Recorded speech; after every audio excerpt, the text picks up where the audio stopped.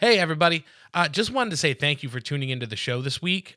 Definitely glad that you're here and spending that quality quarantine time with us. And before we start the show, I wanted to share some big news. We officially have merch. We've got t-shirts, tank tops, hoodies, even these really cute little baby onesies with a nice little teddy bear logo on it. Super, super cute. So if you like the show and you want to rock the pod, you can go to johnversationspodcast.com, click the menu button, and then merch. That will take you right to our merch shop that is powered by Store Frontier. Again, just a huge thank you for anyone who listens, anyone who supports the show.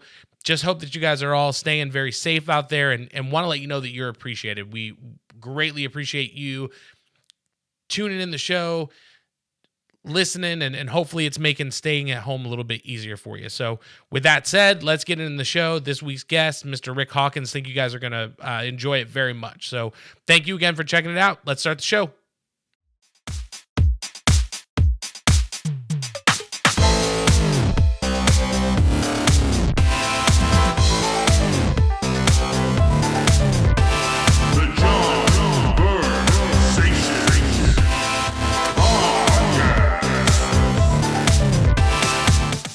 Super excited for my guest today. I mean, all around artist, creative, from Jackson Pollock Microphone to, decades of photography. Throw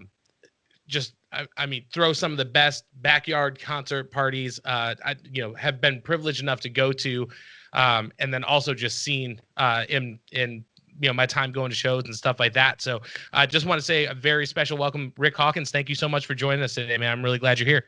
Thanks, man. How are you holding up with the quarantine? And I understand you got a lot of people at home with you and stuff like that right now. How you been doing? It's been pretty cool. Of course, I teach school and we got out early, and that was kind of a bummer.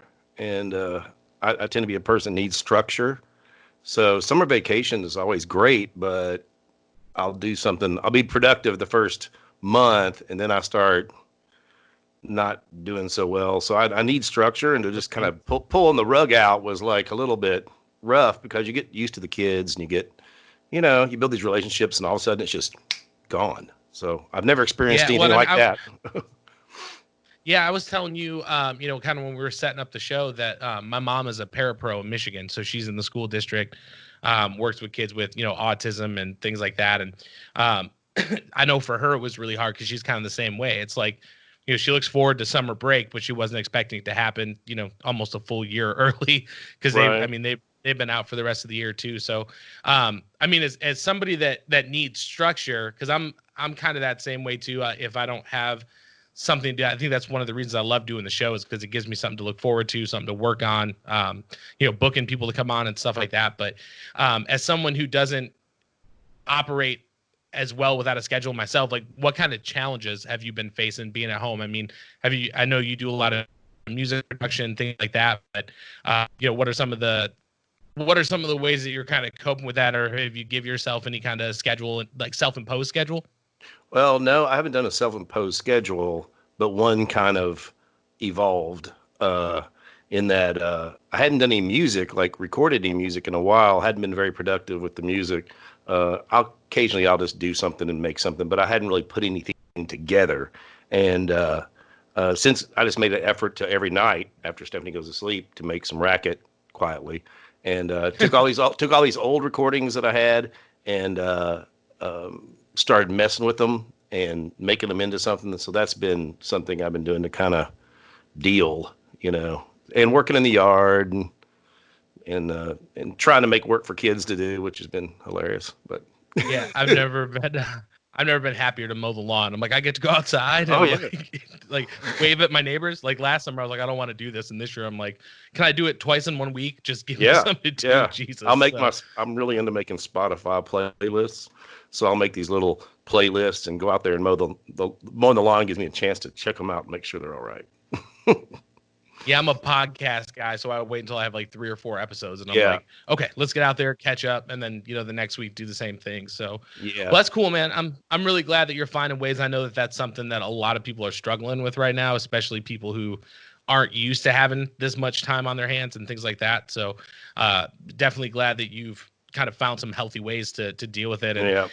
that was a big thing I want to talk to you about too, because we mentioned at the top of the show Jackson Pollock Microphone, and for when I first met you, I kind of just thought that's like what you did your house shows under, but kind of like reading into it, and we actually know some of the same people, like Denny Presley, one of my favorite people in the whole world. But like talking to him a little bit about it in the past and stuff like that, I found out that it's not really like a band or like a musical group idea, but it's more of like almost like an art house collective. I mean, I understand you guys, it's a group of people who, write and record music. You throw your backyard shows, your photography is included in that. I kind of, when I was thinking about it, I was kind of almost thinking of you as almost like a curator of everything artistic. I was kind of wondering, if you could tell me a little bit about like, how did that start? Like, how did Jackson Pollock Microphone come to fruition? How long has that been a concept? Fill me in on where that started. Well, it probably started in high school when I started making mixtapes. And that was like something I was hardcore into, making mixtapes. And I had a group of friends that also were into it. And we just kind of took it to this next level, where it was kind of like not a competition. I wouldn't call it a competition, but it was kind of like we were all trying to like impress each other. And I used to make these, labels, and I called it Space Age Gift Shop. And that was the name of it. And I made these little like cases. I even sold them to people at high school. And I started understanding this whole idea of myth building. Like you're trying to build something, and you want to make a little world. And every great band does that. Every great artist does that. And you want to make it like this little world that you step into. Well, as I got older and feeling very creative and started doing photography and multimedia kind of stuff, I just started including all that in that world. And then probably like 19, I probably had my first show, and it was probably at my parents' house when everybody was gone. And there was probably 5 people there. But I did that. Like, I mean, I did a bunch of shows at my house early on in my 20s and stuff that weren't just like friends playing guitars and stuff. And it just kept growing from there. And then when I had my recording 5-Stax cassette recorder, and I moved around, I'd meet friends and be like, "Hey, come over, we'll make some crazy stuff." "Well, I'm not a musician." "Well, we'll make something anyway." Right. So we'd make like these little weird, poems, and just tell stories, bang on things, and just kept doing it. And I really got into it. And then I became friends with people who were real musicians, and they loved that whole way I was doing it. They liked this whole like, well, you're coming at it from a totally different angle. You're not coming at it from the musician angle. You're coming at it from the person who's holding a microphone, kind of like you hold a camera. Right. And those two worlds are almost exactly the same to me. It's like I do both the same way. Like I photograph, the way I use a camera and the way I use a microphone are almost exactly the same. A little buzz. Yep, there we go. Yeah, so it's the same. And this grew and grew until I started having close friends that were good musicians that would come over, and we'd have these Wednesday night jams where we would put stuff down on tape. I would take it back and just start adding to it, just like overdub, make a bunch of stuff. And then I'd make artwork to go with it. And then I'd make videos to go with that. And it'd be turned into this thing, like, and it's almost like Jackson Pollock Microphone is, and the reason that name is Jackson Pollock Microphone is because somebody asked me one time, like, "Well, what kind of music do you make?" I'm like, that is such a hard question to answer for many people, but it's really hard for me. So I was like, well, it's kind of like a Jackson Pollock Microphone. Like you're just throwing paint at the canvas and you're seeing what sticks. You're like, just throw a bunch of paint. There's not a lot of conceptual things going on. It's very intuitive based art.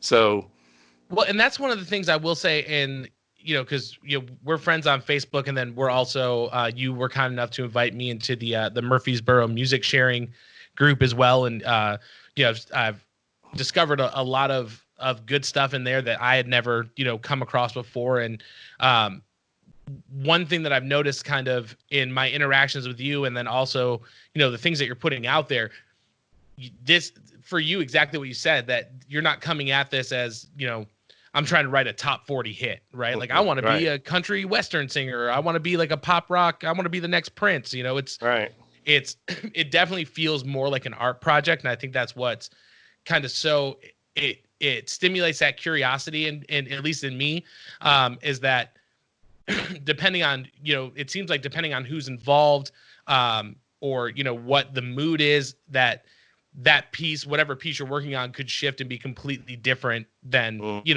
whatever you might have been doing the week before. Right. And for me, that's one of my favorite things, is that, even with bands that I follow forever, like if you're putting out the same record, I'm not going to be a fan for very long. But if you're continuing to grow, experiment, things like that, I think that's what really, number one, captures people's imagination, but number two, allows you to grow with them. You know what I mean? Yeah. Like Built to Spill, their first record sounds way different than their last record. You know what I mean? Like they're constantly kind of growing and evolving. And I'm in that Murfreesboro sounds page. Somebody put up some Built to Spill there, and they're like Carry the Zero is like one of my all-time favorites. Yeah. So I was like, yes, like I love these people automatically. That's a good group, and it's really not even Murfreesboro anymore. It's all over the place. Most of the guys don't even live here anymore, but they all, the co-people on that page lived here for a big part of their life. And there was a big music scene in this town. I mean, like for years and years. I mean, there's been a lot of great musicians in and around Murfreesboro. It's really pretty crazy. Yeah, and I feel like it's almost kind of like Nashville Junior in that sense, at least from like the experience that I've been here. And I've also found that, there's a lot of people out there like, oh yeah, I play music, I'm from Nashville, but they're actually from Murfreesboro, which is easier to be like, yeah, I'm from Nashville. Because if you say Murfreesboro outside of here, I don't know how many people, can point to it on a map kind of thing. Right. But yeah, I mean, I that's what I like so much about it, is that it's almost like an experiment. It's not, you're not looking for like the guitars have to sound like this and the kick drum has to, like, is there even a, kick drum on it? Or are we just doing weird, off time percussion, stuff like that? So you said this started when you're in high school, and then you started doing the shows, into like your early 20s and things like that. I mean, I'll tell you the last one that I went to, I was kind of blown away because, people say backyard shows and you're thinking like, there's going to be like a bonfire and, probably some people playing acoustics, but like, we showed up to your house and you had that, I'm pretty sure you still have it, but you have that, it's like, is it covered, that like art installation piece somebody made? It was like the overhang, if I'm remembering correctly. Yeah, so that was like the first thing I saw. I was like, that's awesome. And then you had the sound system out. You had somebody on American Watermelon was playing, so they had like the lap steel there. I was like, this is like legit. And then halfway through the night, all of a sudden on the wall behind you start seeing these photo slides. And I'm like, this is the coolest thing I've ever been to, as far as like just like a home show. You know what I mean? So I wanted to ask you, like, I know you kind of started small, but when did you really say like, okay, this is something I'm passionate about, I want to continue? Because it seems like it's almost kind of like a tradition. So when did that start? When did you start seeing kind of like moving up and scale? Probably when I moved into this house. Okay. This house gave me the opportunity to have, it's got the perfect size backyard. It's small. The backyard backs up to no other houses. So there's nobody behind me. There's a business behind me. And both the neighbors were cool. And that's when I realized that, oh, this could be great. I can do it inside or outside. I do them inside and outside. I prefer outside, and most everybody does, although I've had some amazing inside shows. That's when I realized it. And then I started buying lights, and I've always been into projections. That's another thing that goes back to like probably my 20s. I bought those old projectors, and I was shooting a lot of photography and shooting slides, so heli slides, and you go places to parties and whatnot. I'm like, I'm bringing my projector. It's like, I'm serious. It was like, I would take my projector like somebody would take their guitar, or I'd go with bands and take my projector and project on the bands. They're like, that's great. It's awesome. So I'm like, oh, well, this allows me to be involved in all these bands and not really be a musician, because I'm not really a musician. Like, I can't really play in other bands. But, I was able to work my way in there. And then I started doing band photos. And at first it was like, we'll buy you some beer. I'm like, okay. And then later it was like, we'll give you $50. And then later it was like, okay, it turned into more than that, you know, became a live music photographer. But, yeah. And then I started buying lights, like going out to weird, you know, like to discount stores after Christmas and buying crazy swirly lights and then putting them up in the trees in the backyard, putting them all to, it's pretty funny. I wish I had a picture of it to show on here, but with power strips. So each power strip it controls different colored lights, and then I hit the buttons, turn the power strips off and on to like make the stuff. But you shoot like all those Christmas lasers and stuff, and you shoot them up into the trees, and it looks great. And I think last year, I think I'd figured it out that I'd spent like $80. Yeah, I mean, it looks like a $10,000 light show. Right. It's like $80. Well, and I will say, I remember that from the last show that we were at too, is that like, and I remember talking to Kara, I was like, man, like, I wonder at what point of the night, like Rick kind of gets to like relax and enjoy it, or if what he's doing is his version of relaxing and enjoying. Cause I would see you run around and you'd be like, hit this power strip, hit that power strip. And you'd be running like back and forth. You'd be like, all right, now I got to get the projector. So I, you know, and again, maybe it's, you know, the kind of person where like, you know, I have to have a schedule to kind of stay organized. Maybe that's, you know, I was talking to her and I was like, I wonder if that's his way of being like, this is how I relax or get like my participation, because I'm controlling all these things. Like, I don't need to just sit and watch these bands play. Like, this is my way of like being a part of it. Does that kind of, there's a couple of things. Yeah, you're on the nose. There's a couple of things. One is I love seeing live music. And two, I hate driving all the way to Nashville and paying a bunch of money because I don't want to stay out late. I hate rock o'clock. I hate it with a passion. You know, rock o'clock's like, we're going to start at 11 and there's three bands. I'm like, screw that. I want to see one band and start at like 9. I mean, 9's even pushing it for me. Like, I'm getting older, man. I don't want to stay up to 11, midnight, 1 o'clock seeing anybody. I don't care. I mean, well, there might be a few bands, but I didn't want to drive all the way to Nashville, and then you can't, you know, you drink 2 beers, you don't want to drive home. You drive all the way to Murfreesboro, and that's weird. And so I thought, man, I'll just bring the music to me, and I can do whatever I want, you know. And the other part is, my wife likes to not believe this, but I'm really not very gregarious. Like, I'm kind of, you know, I'm an introverted extrovert or something. Mm-hmm. I am more comfortable putting on the show than being at the show. Right. You know? Does that make sense? You got your role to play. You're not having to do the like, hey, thank you so much for coming. Yeah, let's catch up. It's like, I got to run and make sure that these lights are working. Or hit this. Like, I'm glad you're here, but this is me doing something for you. Right. It's me giving back, you know, and it does give back because there's a lot of quality musicians out there. And what's really interesting, and I found out, is that super great accomplished musicians love playing shows in people's backyards. They love it, you know. Would they like to make a little money? Sure, and they will make a little money because the audience is very giving. But, you know, I mean, I've had like very stellar performers in my backyard that, you know, have played much bigger places and played bigger places the night before they played my house. I mean, there's a couple of them like, what? You know, we could get into those too. I mean, if we. Yeah, well, and I mean, I definitely would like to, because, you know, I think, and yeah, I grew up playing music and, you know, played in, I was just in like punk rock bands in high school and stuff like that. Like, we were and I think very much to this day, like, I would say that I'm a like musician, like I write songs and things like that. But, am I like a musician as far as, you know, can I sit down and, you know, write out what this music looks like? And, you know what I mean? Like, I can hear the harmonies and stuff like that, but I definitely, you know, I definitely think I'm someone who is more of, I'm a big fan of songwriting. I'm a big fan of music.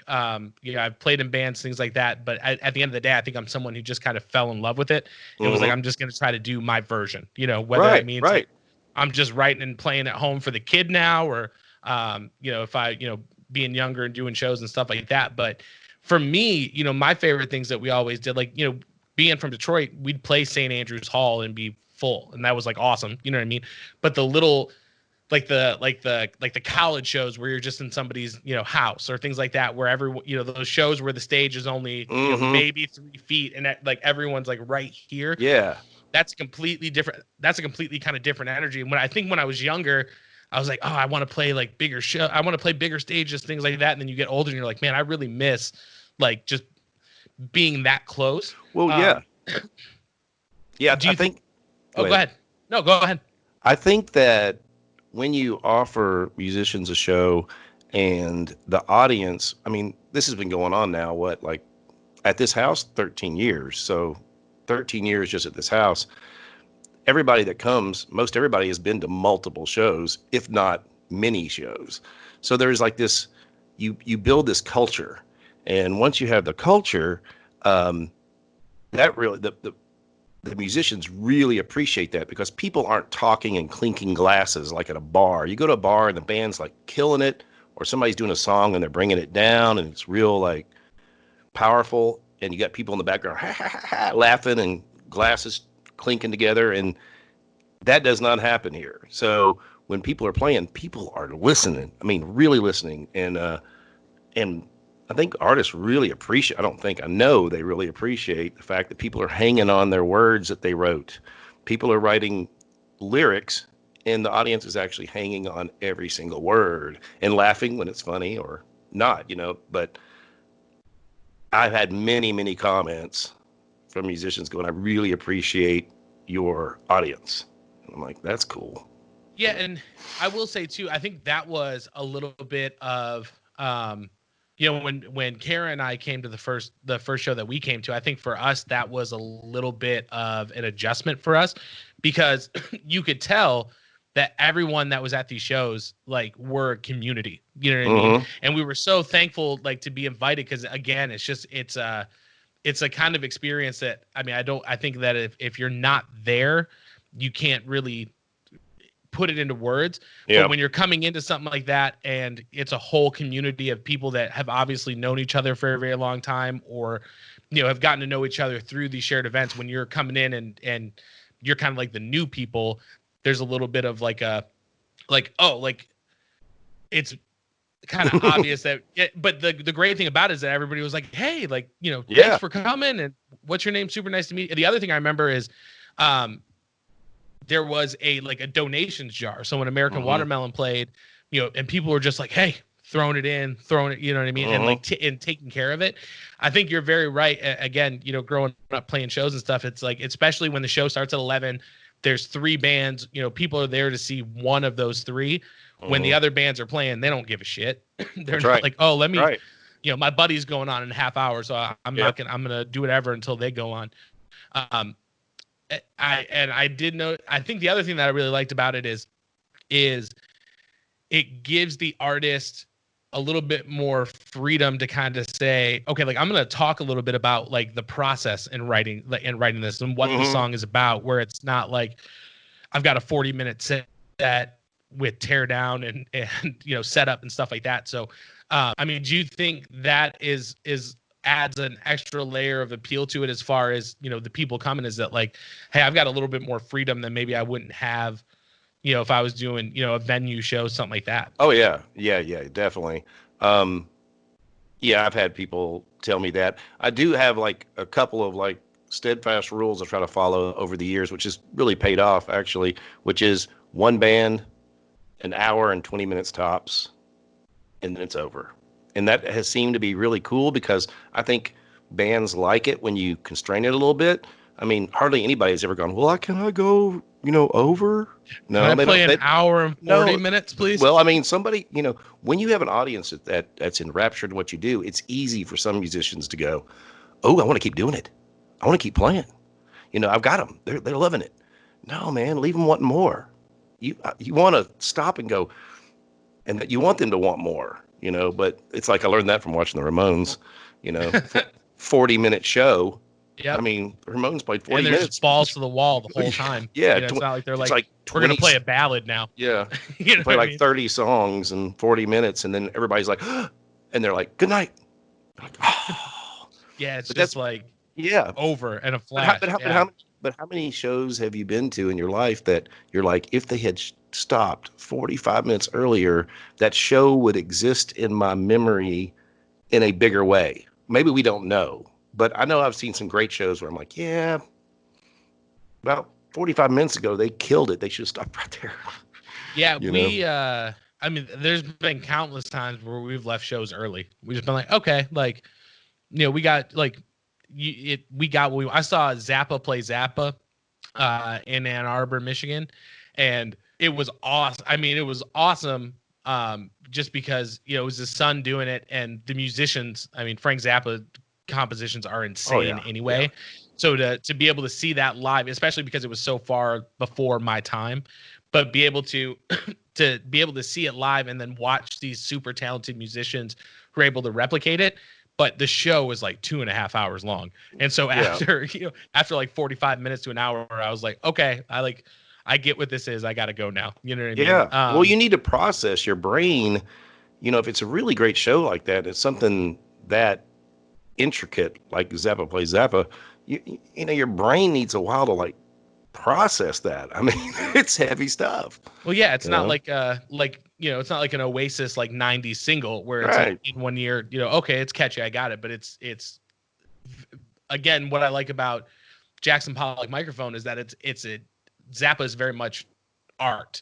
You know what I Hmm. mean? It's like, I'm going to take you on a ride, and this Yeah. isn't going to sound Yeah. the same song is going to sound completely different 2 minutes in than it did two Yep. minutes before. Yeah. So I think you're right. If you don't have time to kind of like process that and let it be an experience, it becomes very, very overwhelming. And I think again with your shows, they are so it's a different kind of intimate performance. I don't Hmm. like I said, if you haven't been to one, it's very hard to put into words because it doesn't feel like you're at a show. It feels like you're like Right. almost like a commune. You know what I mean? You're just Right. like It's a go happening. for It's it. more like a happening, or you know, I've kind of got in trouble with people who I think thought I was being arrogant or something, but they were calling it a party, and I was like, look, it's not a party. Yeah. It's not a party. Okay. And I would say that really, like, and they'd be like, oh, okay. And I'm like, no, really, it's not. I don't think of it as a party. People aren't coming to party. I mean, is there partying happening? Oh, sure. But that's not what it's about. It's about going to see some cool music, and all different kinds of music too. The only thing I haven't booked yet, and I've tried, is a rap group. I've tried, and I still have lines out on some really, really interesting. I've got some lines out, but that's about the only thing I haven't had, or classical. But I've had about everything else. That'd be kind of cool if you had like a little Yeah, like mini orchestra show up. That'd a be little quartet. yeah. And the backyard is the way that you have like the lights around the trees and stuff like that. I think it would be like not only would it be awesome to hear it, but I think visually you'd be like, oh, Well, like this makes sense. Like this fits perfectly. and it's quite possible. I mean, I've learned this more times than I can count, that I could probably put a call into the Nashville Symphony and say, hey, look, I'm looking to book a quartet of your musicians. And they'd probably be like, okay, these people play out. And it's amazing the people I've called in book shows that I was like, okay, they'll never do this. And they come. And you're like, wow, like, how does that happen? You're like William Tyler, who's a hired gun. He's recorded lots of records. He played Yola Tango and Lamb Chop and like all these bands. I mean, I think Holly played the Silver Jews, all these people. And I called him up. I was like, there's no way William Tyler's going to play here. And he was like, yeah, let me check my calendar. Oh yeah, that's the night after I'm playing Bridgestone, opening up for Jack White. Yeah, I'd love to do it. I'm like, what? Really? Like you're opening up for Jack White at Bridgestone, and you're going to come the next night and play my house? And you're like, yeah. You just don't know Mike Doty from Soul Coughing played here. I was like, there's no way. Oh, I love Mike Doty. Oh yeah, he played in the backyard. He's an asshole, but we'll try. I doubt he's listening to this. So yeah, I don't think he is, but you never know. He'd probably admit it anyway. Yeah. But he played here, and like we sold tickets. Like I applied online, and they were like, "Well, you're Murfreesboro. Where the hell's Murfreesboro?" And then I sent my like whatever my resume is for all the people who played here and whatnot. And they're like, yeah. And they sold tickets and he sold out. And it was like, that's a whole nother deal. It's like, there's a whole house show thing happening, especially there's a record label called Dead Oceans. Mm-hmm. Awesome record label. They send their people out on house show tours. And if you figure the math, I mean, he sold out. They were like, well, we need 60 seats outside. And we don't do outside shows, but we're going to do it at your place because we saw the pictures and whatnot. And I'm like, okay, we need 60 seats though. And I'm like, man, that's too many people. I can do 45. And they're like, okay. But they sold like $30 a pop and they sold out. And then they sold like almost $1,000 worth of merch. Now, was this? That's a lot of that's a lot of money. Now, let me ask you this, because, you know, from what I understand, with something like that, are they opening tickets up to like general public, or are they giving you a link to be like, hey, these are the people that I want to buy the ticket? They opened it up to the general public, but they gave me the link and I sent it out because I told them, I said, I have a built-in audience. Most of these tickets will be sold and people won't even know who you are. Right. That'd be really cool, which they thought that was kind of neat. And they're like, you're going to sell out a show and nobody even knows who Mike Doty is. I'm like, well, many of them will know who he is, of course. A lot of them won't. They're still going to buy tickets because it's a built-in audience. Although they're going to go, what, tickets? Right. I've been to 30 of these and it didn't cost me anything. Yeah. With the tickets, really, they were putting that much money in the tip jar anyway. Right. So, it sold out in like a day. They were like, that's incredible. And he came and played, and he did an interesting thing. He didn't want any, I didn't use a PA. So it was just him. He didn't want to use a PA. He just wanted to play like literally right there with the acoustic guitar, which is cool. He just moved everybody in closer, and then he recorded it and he sold copies of that show. Oh, that's awesome. Which I have online. I can show you the link later, but there's a link to the show. Send me Mike Doty. Yeah, if you send me the link, I'll put it in the show notes. Okay. So if people want to kind of get a sense of what the environment is, and because again, man, I know I've said it a few times, but it's really one of those things that like I can't describe the energy and the atmosphere there. It's one of those things I really think like you have to be there for. And I think like you said, it's a built-in audience. It seems like, because I can imagine, I mean, I know for me, like I would have a real hard time being like, oh, I'm just going to sell tickets to anybody in the Murfreesboro area and y'all just come over to my house. Cause you don't know. I did have a problem with that. Assholes are going to show up. You know what I mean? Right. And there is another whole thing here is I've been approached by many people that are like, hey, I would love to come and set up my cameras and live stream this, and you should be doing this and live stream, make it bigger. And I'm like, but what if I don't want it bigger? Right. Because I don't. I don't want it any bigger. I don't want a bunch of people here. Like, I don't mind new people coming, but I don't want just a bunch of people showing up at my house. We have food, and the house is wide open. The crowd is perfect. Now, if people bring people that they know, I know that I can trust them. Right. But I've had several people approach me and go, you can make this a big thing. And that, where they do that stuff in the cave, we can do that at your house. I'm like, I don't. And that's a whole nother thing. The whole taping it, like, it just doesn't work, man. Like, I mean, I'm a photographer. I have taped my shows and it just doesn't capture what it is. You can't get an accurate presentation of what it is. You have to be there. And that's rare these days. People don't understand that.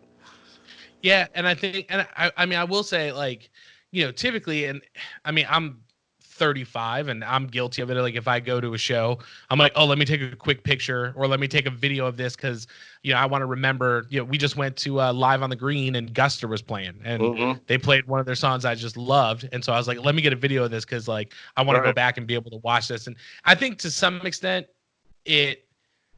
I think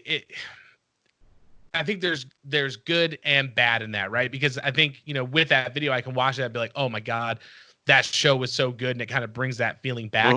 But then you also see people at those shows who, like, the entire show, they're just like, that's what I'm doing. Oh yeah. Like, oh man, I'm going to go home and watch this whole thing. Or not. When I was, right. Or I'm just going to delete it or be in the cloud forever. When I was at when I was at the American Watermelon show at your place, I took one picture, and that was just because I wanted to document what it was. And the Right. rest of the time I was like this, like it would, I don't know, man, just like the age group, because there was little kids there, which that's what I was telling you before we get started. Like, my daughter, she's 18 months now. So, by the time hopefully things start opening up and stuff like that, we can bring her and, duck out a little bit later or a little bit earlier before all the adult activities, you know what I mean? But, there was little kids dancing. That's the one thing that sticks in my mind, and I can see it vividly. On the wall behind your house, you had a picture of a clock face, and there was this little girl in a dress, and like a white dress, and she was just spinning in front of it, and it was like something out of like it felt like something out of like the Jeremy music video from Pearl Jam, like like something. It just like I see it in my head still, and that's one of those things where I'm telling you, it's like you can't describe it. Like, you can say, hey, it's a show in the backyard, there's lights, there's things like that, but it really is an energy, and again, a sense of community. And the other thing I'll say too is that, when I came to that show, I think I had met you twice, you know what I mean? And you were like, hey, like, come on. And that was a big thing for me too, is just being like, hey, I don't know you from Adam, but like, come, you know what I mean? You seem like a cool dude. Like you'd fit, come in. So yeah, I mean, like I said, it's really hard to put into words, but I wanted to ask you, because you had mentioned, you had some people show up that you didn't, you wouldn't have thought in a million years, like, would be playing in your backyard. Kind of talk me through some of that. Like who have you had there that you've been surprised to said yes and things like that? I mean, like, when you think about it, because I know you said 13 years, what are the big accomplishments with it that kind of stick out in your head? Well, I think the big accomplishments would be that really I've never had a show that didn't go great. Like, some of the shows have been more laid back and just kind of like, oh, that was cool. And then some shows have been like, holy, that was amazing. You get all kinds of, all the shows have been good though. There hasn't been like a dud, or nobody came and didn't. I think that's also just getting a level of performer. I mean, the people that play here are usually not just, they're players, Right. And now I've got to the point where I've got kind of a reputation and stuff. I can kind of go, well, I told somebody, I was like, y'all aren't ready yet. I mean, like, cause they were like real young, and they were like, oh, you want to play? And I'm like, well, yeah, give me a couple of years. Right. But, people that, maybe even folks won't even know who they are, but Caliphone, I'm a huge fan of the Caliphone Recording Project, which is a Tim Rudley. And I'm a huge fan. Like, he's got a couple of records that are up there in my favorite records of all time. And I was just piddling around on his website, and he was like, we're going to do a house show tour. And I'm like, oh my God. And I was nervous. And I typed in, and I put all these pictures, links to pictures, and I'm like, I've already got it set up. It's going to be great. But I'm in Murfreesboro. They were like, we're looking to play Murfreesboro and Nashville, Atlanta. And I'm like, and I had seen him when last time he came to Nashville, and I was like, there's no way they're going to come down to Murfreesboro. And I just kept pouring it on, like, I'm a fan, and I'd love to do this. And they were like, yeah, sure. But they sold tickets as well. And actually, I shouldn't say they, it was just him. But, and he sold out the house, but which is cool. He was like, wait a minute. First of all, this is my first sellout of the tour.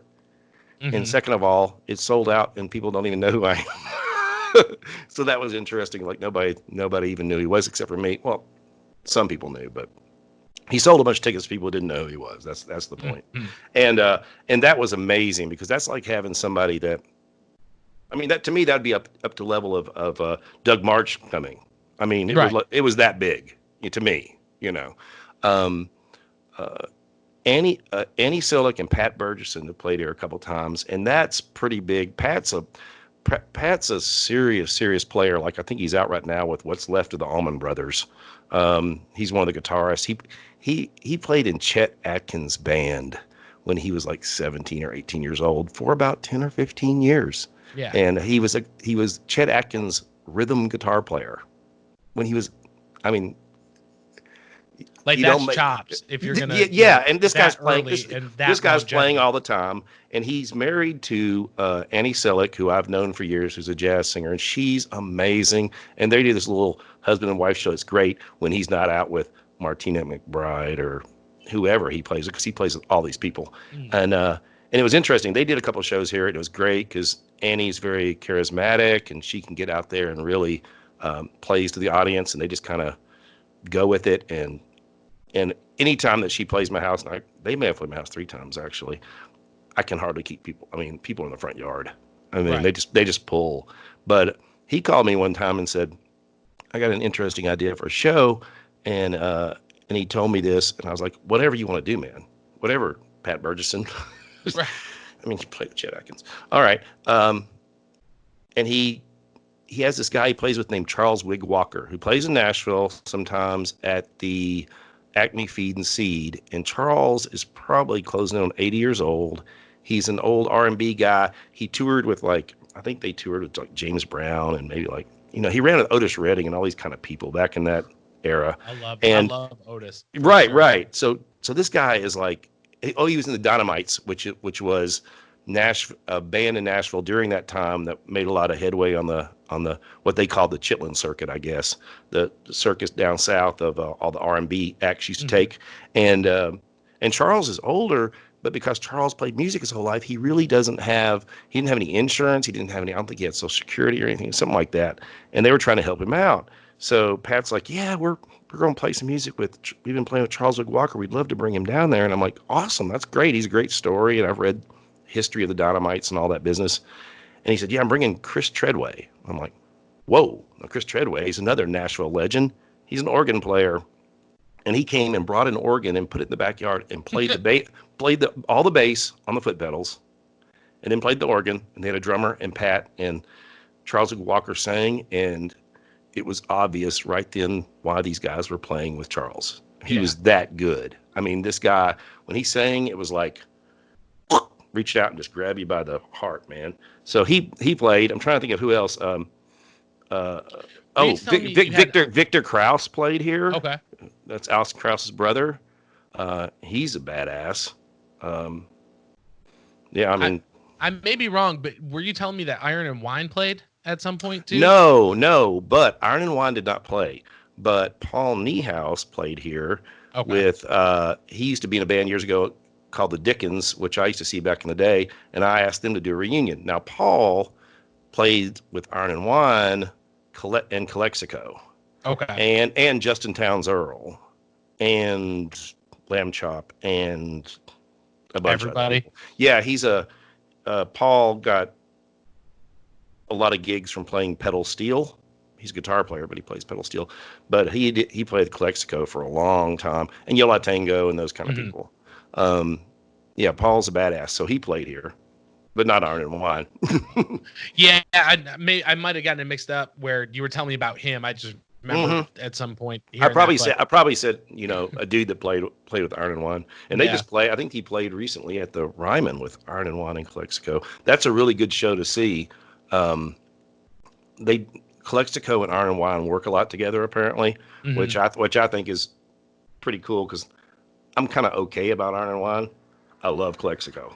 Yeah, so I feel like Iron and Wine has their moments as far as like they've got their things that kind of stand out, but they're also, I kind of feel the same way about Elliott Smith. I don't know if you're an Elliott Smith fan, but it's very much like, it's very good, but either I have to be in a mood where I'm just like, okay, this is all I want to listen to, because after a while, I think it just bears down a little bit on the soul. I'm like, man, if I listen to one more of these songs, I'm going to stab myself in the chest. Right. Like, Well, it's just Elliott Smith, I love, but it's like there's one record I could listen to over and over, and there's other records like you say, like it's just too much to bear. But X and O, I can read listen to a lot.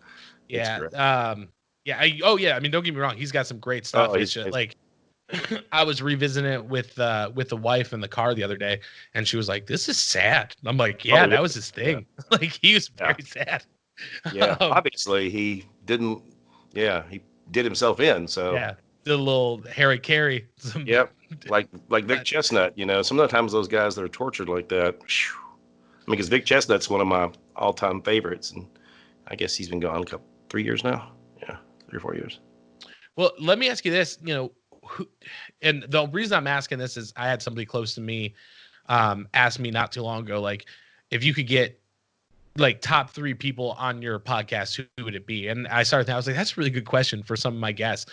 So like when you're thinking about, if you could pick your dream, like 3 shows, like who would you like, who is on like your gotta have them roster top 3? If I could have them and it makes sense, like a big band wouldn't make sense. Like I could say Radiohead, that wouldn't make sense. Tune Yards, I'd take her in a heartbeat. I would take Fiona Apple if she did her new album. Oh yeah. That new record is amazing. Otherwise, I like Fiona Apple, but I would want to hear her do that one. Geez, right off the top of my head. I would love to have a Kim Deal show. Oh my gosh. A Breeders show. Breeders acoustic. That'd be cool. Yeah. I'd take a Frank Black show, even though I'd take the Breeders first. Let me think. Who else? Who have I been I've been obsessing on somebody lately, and now I'm not even thinking about it. Oh, I'd love to see a Stephen Malcolmus show in the backyard. The dude from Pavement. Yeah. His new record's great. I'm very into what I'm into right at the moment. I would love a Broken Social Scene backyard show with all the band. 7-4 is like 7-4 Shorelines. That is like, I could do anything to that song. If I want to go jogging, I could put that on. Like, that song's so good. That whole record is amazing. Oh yeah, all their records are amazing. I mean, like even the record that's overdone a little bit, it's a little much, but man, they write great songs and they have multiple singers. And we saw them at Jack White's place, Third Man Records. They did one of those Third Man record shows where they sold tickets and you got the free album in the mail. They recorded on wax. They do the wax recording through a window. You watch it while it's going on. And they came in there and did that. And that was amazing. Like, we're big Broken Social Scene fans. I'm trying to think of who else. Like if I had somebody that came in and did a song like John Prine. R.I.P. Man. That was sad news in our house. Like man. And I from what I understand, his wife had it, but she's recovering. Yeah. But he had so many health issues, man. He got that. He was doomed. He had so many health issues. But he seemed like he was kind of like living on borrowed time after the cancer. And, I mean, and after that too, I mean, he sounded completely different. The crazy thing is though, even though he sounded completely different, that shit was still knocking on my screen door. That song is amazing. Yeah. We played that like on repeat in this house for a little while, like, cause it was just so, I don't know, man. That's one of those guys that really, not only was he super talented, but the fact that he helped launch so many people. Oh yeah. Casey Musgraves. I mean, nameless, Oh yeah. I know Sturgill played with him. That's somebody I'd like to see. Oh yeah. Is if we get a Sturgill Simpson in the backyard. And the thing about it is Sturgill, if you approached him at the right time in the right way, he'd probably say, yeah. I mean, these people, they'll do it. They just want to know that it's going to be okay. Like it's going to be safe. They don't want like people piling through the neighborhood trying to get in and whatnot. They want to feel secure in where they're going. And once they feel secure, they're good to go. Oh yeah. I mean, and John Prine, that I'm trying to think of who else that I'd have to make a list. Calexico would be awesome. They're so sexy live. They're one of the rare bands that I've seen that like I could probably name 2 bands that I went to see that there was as many women as guys. I think that's an indicator. Like, cause usually at rock shows, there's more dudes. There's more dudes for sure. But at Calexico, it had to be even weighted a little bit heavy on the female side. And Morphine, I swear there was more women than men there, and they were amazing. Morphine would be great too, but Mark Salmon's gone as well. Yellow Tango. I would take them in the backyard in a heartbeat. They can do anything. Yellow Tango can do anything. Yeah, oh my God, why am I forgetting their name? I could see, I mean, honestly, I could see somebody like Spoon doing it. Oh yeah. That'd be a good fit. Yeah. The Decemberists, I think I could see the Decemberists playing back there too. My audience would love the Decemberists. It's a bunch of geeks. Oh yeah. Yeah. But that's why I like them though. It's just, you know what I mean? I don't know, man. It's, It's you know, you need to have it to where it can be pared down a little bit. I mean, I can't have a ton of bombast in the backyard. I mean, I've done really well. I've only had the cops called once in 13 years, and they came into the backyard through my side gate, which I can't see. They He came through there and walked through and was like, "This is awesome. You're not breaking any codes." right. What It's time? done before the He night said, he said, ordinance. "What time are you finishing?" So we'll be done by 9:30. He's like, "Great. I'm gonna go back and change clothes." Comes back. He goes, I'm gonna go home and change clothes." I'm like, "Oh, okay." And he's like, "I'm just kidding." But you know that'd be cool if he did though. He's Yeah, like, yeah, hey, what's yeah, up? yeah. The You got hardened. that It was mob protection. You're like, Yeah, hey, it was the Hardened Draw, which is a great band. I encourage everybody to seek out their. They're a Murfreesboro band that is run by our local recycling guys who own the recycling company. They also have a band, and they're like an Americana band, but there's like 7 or 8 people in the band, and they're really good at it. But they got the cops called. They get the award. yeah. I mean, one thing that I think really sticks out to me, and I was wondering if you could kind of share your thought on this, but I said it a little bit earlier, but I really do look at you, and I think it kind of ties back to what how you say it all started in high school, making mixtapes and things like that. Like you definitely are. You give me the sense of like you're a curator. Like, hey, I want to like put all of these things, maybe groups you haven't heard of, and I want to share you with people that I care about, and because when you were talking about Mike Doty playing and nobody knowing who he was, like I can imagine that as an artist, that's got to be one of those things, especially if you're someone, like you said, you're opening up for, Jack White or something like that. You're playing someplace where all these people know you and they're buying tickets to come someplace where it's a small, intimate show like that. And nobody knows you, nobody really knows you. It's almost got to be like taking you back to like those first shows where you're like, I'm okay. This for the first Yeah, time in a while, I've got to prove myself to people who have no idea who I yeah. am. And I think it's because you have that curator mindset that like you afford that opportunity. Like, where do you think that comes from? Like, what do you think it is about that? Cause that draws you to that, or, do you think you're just wired like that, or I talk think to I me, think I talk think me it's I after. think that's the creative art side. I just want to turn you on, man.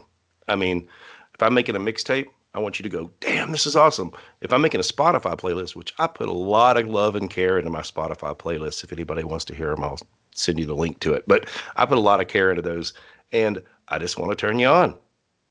I like to be turned on. I like people to send me stuff and me go, "Oh, that's awesome."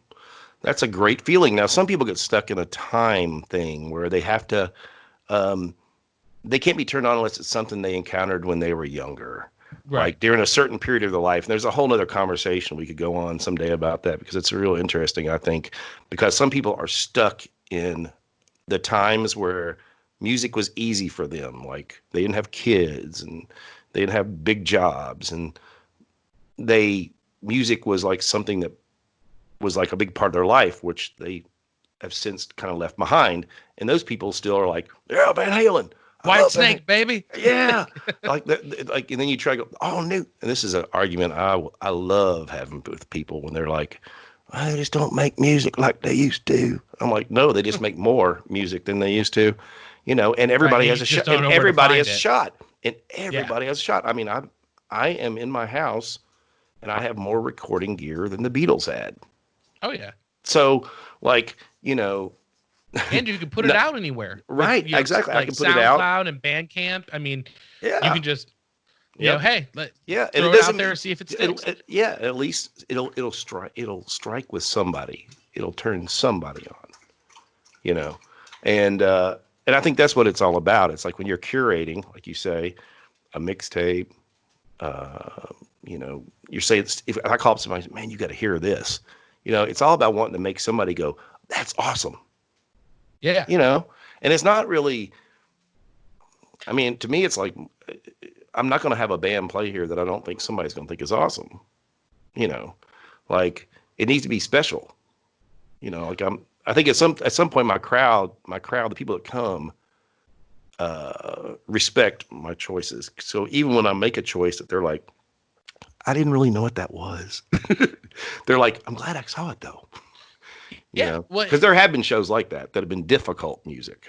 well, I mean, I could kind of see that, like if you got a like you say, you've been trying to get a hip hop group. So like if you get a hip hop group, I could very well kind of see that being like, okay, like not what we would normally do, but like they were awesome. I'm glad I was here for the Yep. experience. Like that's another thing too, is that I feel like it's an opportunity to really, kind of expose, like exactly like you said, you're exposing people to things that they might not seek out on their own, or have the drive to be like, I'm going to find, that's something new. And I think you're very right too. Like, I mean, don't get me wrong, there's still music. Like I said, I grew up on, like the pop punk of like the late 90s. So you've got, like your skate punk bands like Pennywise and Blink 182 and Green Day and things like that. And there's still, if I hear a Blink 182 song off Dude Ranch, it takes me back to being, 15 years old, working in the pizza place. I can smell the restaurant. It's really weird, but I think you're very correct. It's like, it's like you see people in their, 40s and 50s who are like, Journey and Foreigner coming. They're coming again this summer. I've seen them the last 5 summers in a row. It's like, go see a different show. I bet they're going to do Don't Stop Believing. Right. In their encore.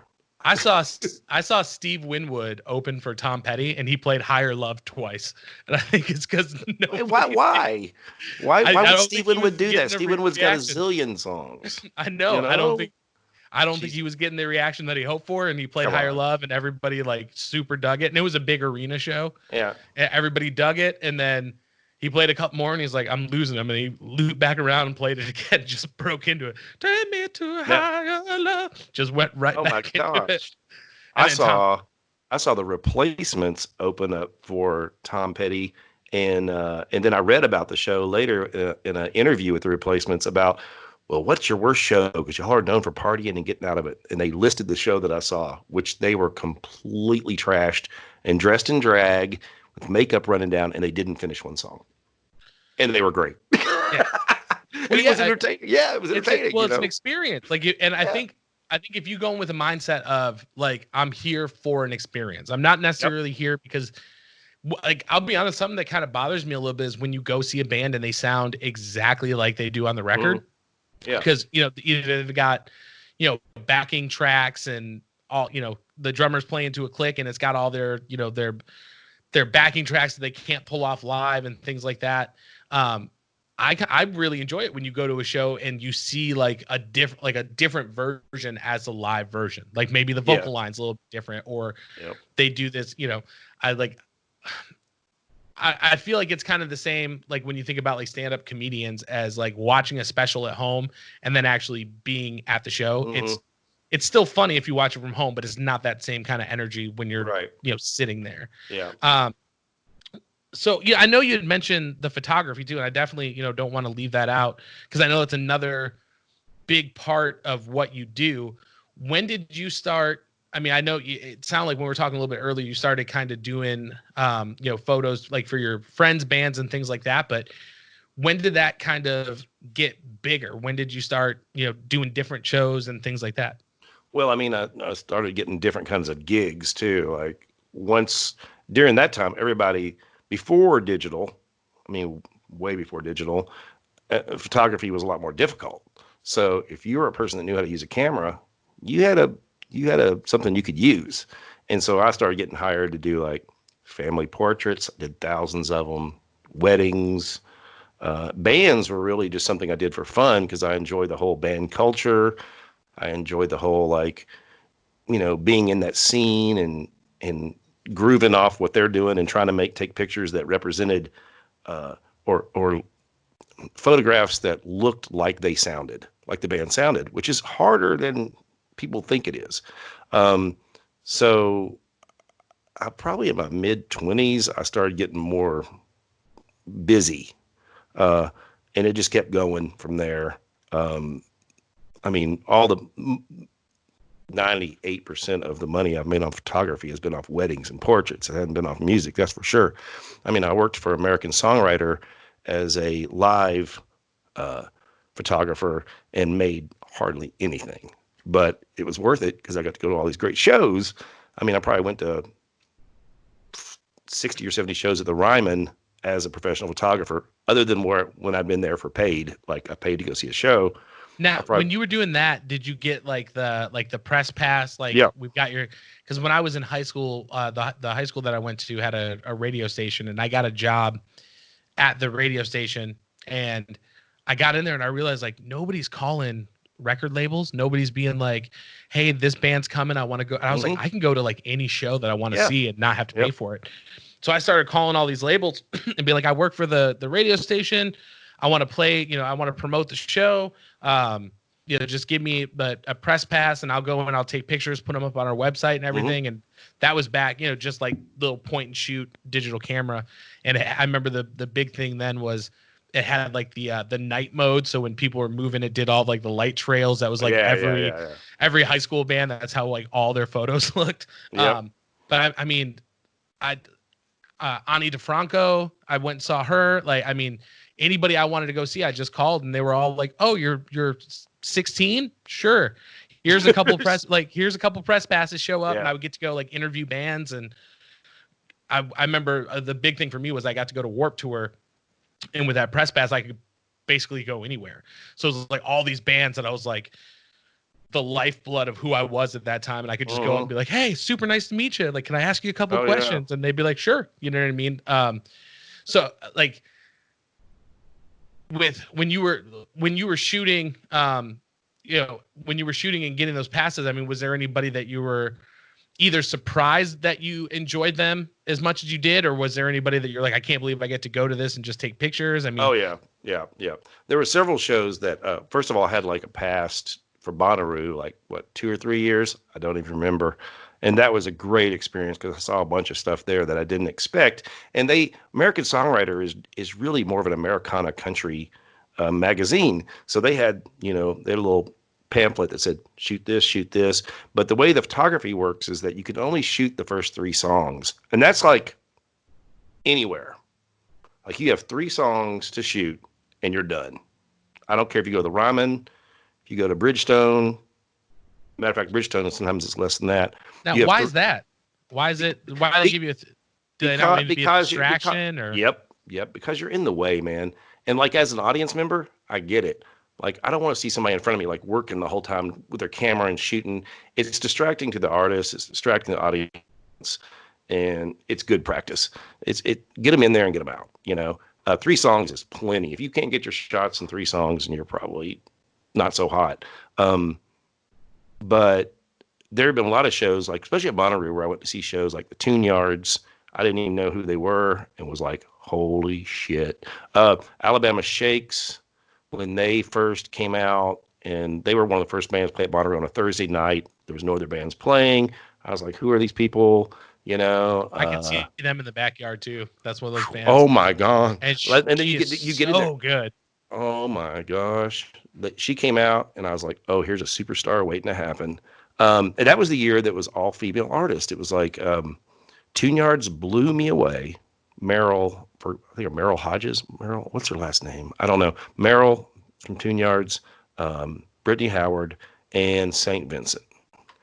All 3 completely different.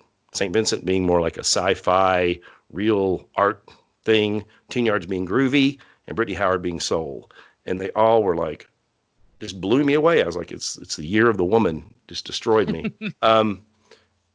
Now, the best show I probably ever saw and photographed, I had lucky to get passes, even though American Songwriter was like, we're not even going to publish these pictures, but we'll get you passes, was the Flaming Lips at the Ryman. And I've seen the Flaming Lips a bunch, but that particular show was like seeing Pink Floyd at Pompeii or something. I mean, it was different. They went off on some kind of tangent, and the Ryman is so small, and they put all their gear in there, and it was pretty insane.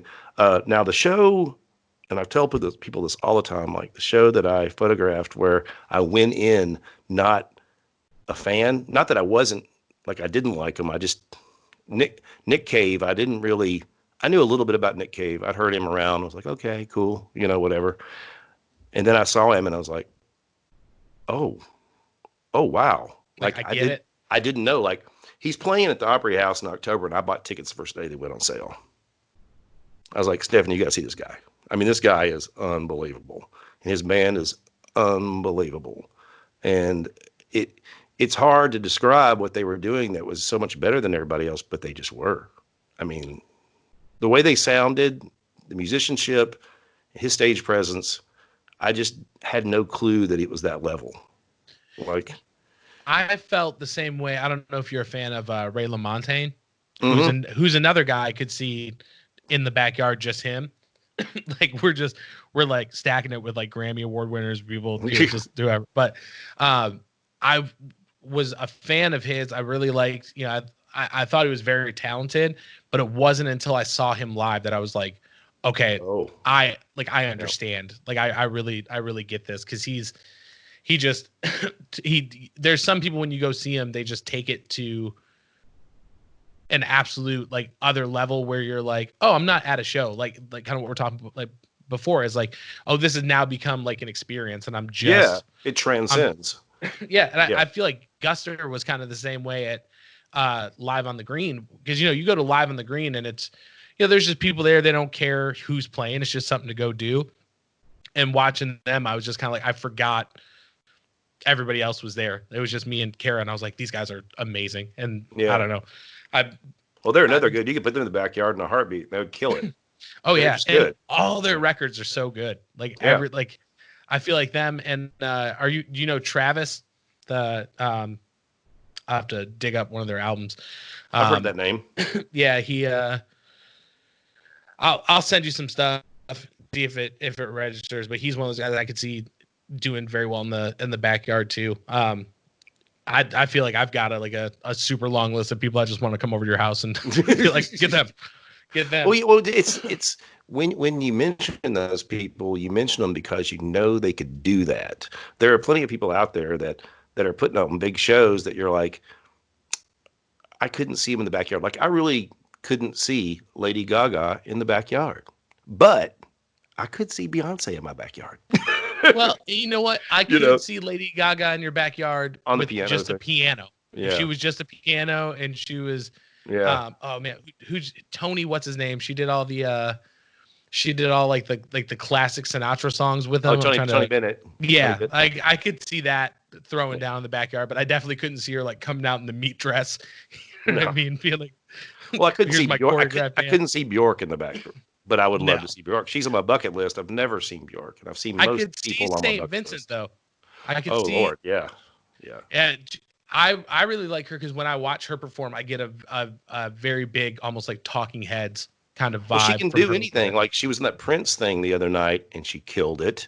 She does a thing with David Byrne. She kills it. I saw her open up for the Pixies on a guitar with no band. She killed it. Like she's just good. I mean, she's just talented. Now her records. Some of them I've loved, and some of them have been like, what are you doing? But she's an artist. That's what she does. Yeah. She's just talented. I mean, sometimes it's swing. And I think it's the same thing. Like when you look at somebody like Broken Social Scene, like you had mentioned, there's that record that is just a little overproduced, but you take that swing, right? Because, I mean, if you did the same thing you did the last record, it's like, what are you doing? Well, and you're also, Oh, go ahead. With them, they have 15 people contributing. So I think that sometimes it's real hard. Somebody has to make a decision because some of those songs you're like, well, he's great. Are you going to have them all going at once? Because there's one record that kind of sounds like they're all going at once. And it's still cool, but it's just too much because, they write great songs. So just pull back a little bit, which they have. Their last record's amazing. So it's like that jazz metaphor. You know what I mean? Like you got to pull back a little bit so whoever is in the spotlight at that point can, take it to that next place, and then they fall back and you go up. You know what I mean? Like if everyone's just like, I'm going to solo at the same time, it doesn't make any sense. It's the old jazz thing of it's not what you play, it's what you don't play. Right. Yeah. Or Thelonious Monk said, there are no wrong notes. Right. It's just whatever you feel. Yeah, and it's because both are right. You know what I mean? If Thelonious Monk can say that. Right. Yeah, because I don't know, man. I think there's just some people where there's some artists that are have just hit this kind of like certain level where it doesn't matter what they put out. It's going to be hard to be like, oh, you're not going to hear a lot of negative response back on it. You know what I mean? Right. You just love that person, or they have such a big place in your heart that it's like you could do anything, and I would Yeah. That's another thing for me is I still, if I like someone, there's been a few times where a record has come out recently because, with Spotify and everything, you just pay your, $9.99 a month and you listen to whatever you want. Yeah. But there's been a couple records that have come out where I'm like, I'm going to buy this. Like, I want to own this. And I think, I don't think that people do that enough, but I think when you get those certain artists who come out, or those artists that hold that place, you're like, oh yeah, I'll still spend $20 on a record, the same way I did when I was, 15 or 20 or whatever. So I did want to ask you this. I mean, with all this crazy, COVID-19 coronavirus stuff and we talked about a little bit before, but when do you see yourself, getting to do, because these shows seem like, it's something that you look forward to. It also, I think there's things in our lives that kind of fill a void by doing them and kind of give us, a sense of purpose. And I could see these shows being something that does that for you, like fostering that community and things like that. Definitely. So, when do you expect that you might be able to do it again? What are those shows going to look like for you? I mean, what have you been thinking about? I have no idea. I mean, I've got people in my head that I want to play, and people I've talked to about playing, people I want to approach about playing. Like that whole the Dead Oceans record label has a bunch of great acts, and they're doing they were, before the shutdown, they were doing all kinds of like home show or house show tours of people, and I was just going to apply for a bunch of them and say, hey, I don't know who you are, but you're on Dead Oceans, you must be great. And because I've had Caliphone, Mike Doty, William Tyler, and those kind of people, I've got, that gives me a little bit of credibility. So I don't know, man. I have no clue how that's going to look. I don't know. I mean, outside it's easy for people to kind of stay away from each other, but some of the shows, and I especially think that the next show I have is going to be a huge one. Yeah. Well, because people are going to want, oh yeah. People, I've had people say, man, I really miss it, because I would always have a summer lineup. I'd have by this time every year, I usually have 3 or 4 things already booked all the way to September or October. Well, I know last summer I was getting texts from you regular, hey, we're doing this, and the kid wasn't born until October, so it was a miserable summer for Kara because she was just pregnant all through the summer, and we're just like, but I mean, I know like you're not somebody who's like, oh, maybe I'll do one like this week coming up, and we'll see it. Like you're like, okay, I've got this, I've got that, I've got that. So I mean, I'm sure it's kind of got to be. I'm sure you're probably antsy and anxious to be like, when can I start doing this again? And I imagine like, I can't imagine it being like, okay, well, we've got a gathering of 10 people and we're all 6 feet apart, so go ahead and play your songs. You know what I mean? Right. Yeah, I don't know. I mean, there's a couple of local bands that are like old time bands, which are great, which I might be able to do something smaller, but I'm not sure I can do something smaller because I think that people are going to be so looking forward to getting out that once I do something, I think a bunch of people might show up. So it's like, I really don't know how that's going to work out. I want to have Seth Timms do the Paul McCartney tribute thing, which is amazing. But that's going to be a big draw. I don't know how it's going to work, man. I don't know. I thought about putting on a couple of shows just in live feeding them, just with no audience. I thought might be fun, Yeah, and I think, because I know like normally, when you talk about like live streaming, like when the shows were happening normally, I think I'm there with you. I don't think it captures the experience. Yeah. I think now, I don't think it would be a terrible idea now, because meeting the people who are coming to those shows, just as much as you care about putting them on, I got the sense that they care about being there. You know what I mean? They've got that same drive. Like it's something that they look forward to. Yeah. So, I mean, maybe doing, a couple like, hey, the JPM, at home sessions, and do, a few of those where people can pull up and I mean, if you decide to do that, we'll advertise them on the show, and I'll throw all the links up. Well, I have a couple of friends that have been wanting to do something on their own because they do good music, and I'm like, well, why don't we just do them together, and that'd be really cool. My friend Jeff Curran has been talking about doing something, and if he listens to this, I'm sure he will. We'll get him out there, and he'll do some great stuff. But uh, it takes a little pushing. Yeah. Well, I think it's just a weird time too. People don't know. Because I'm sure, if I were you, I'd be wrestling with like, well, do I want to do something small and like start back up, or do I want to wait until Well, I don't have things a are back to normal and be yeah, like, and I don't have much say in that.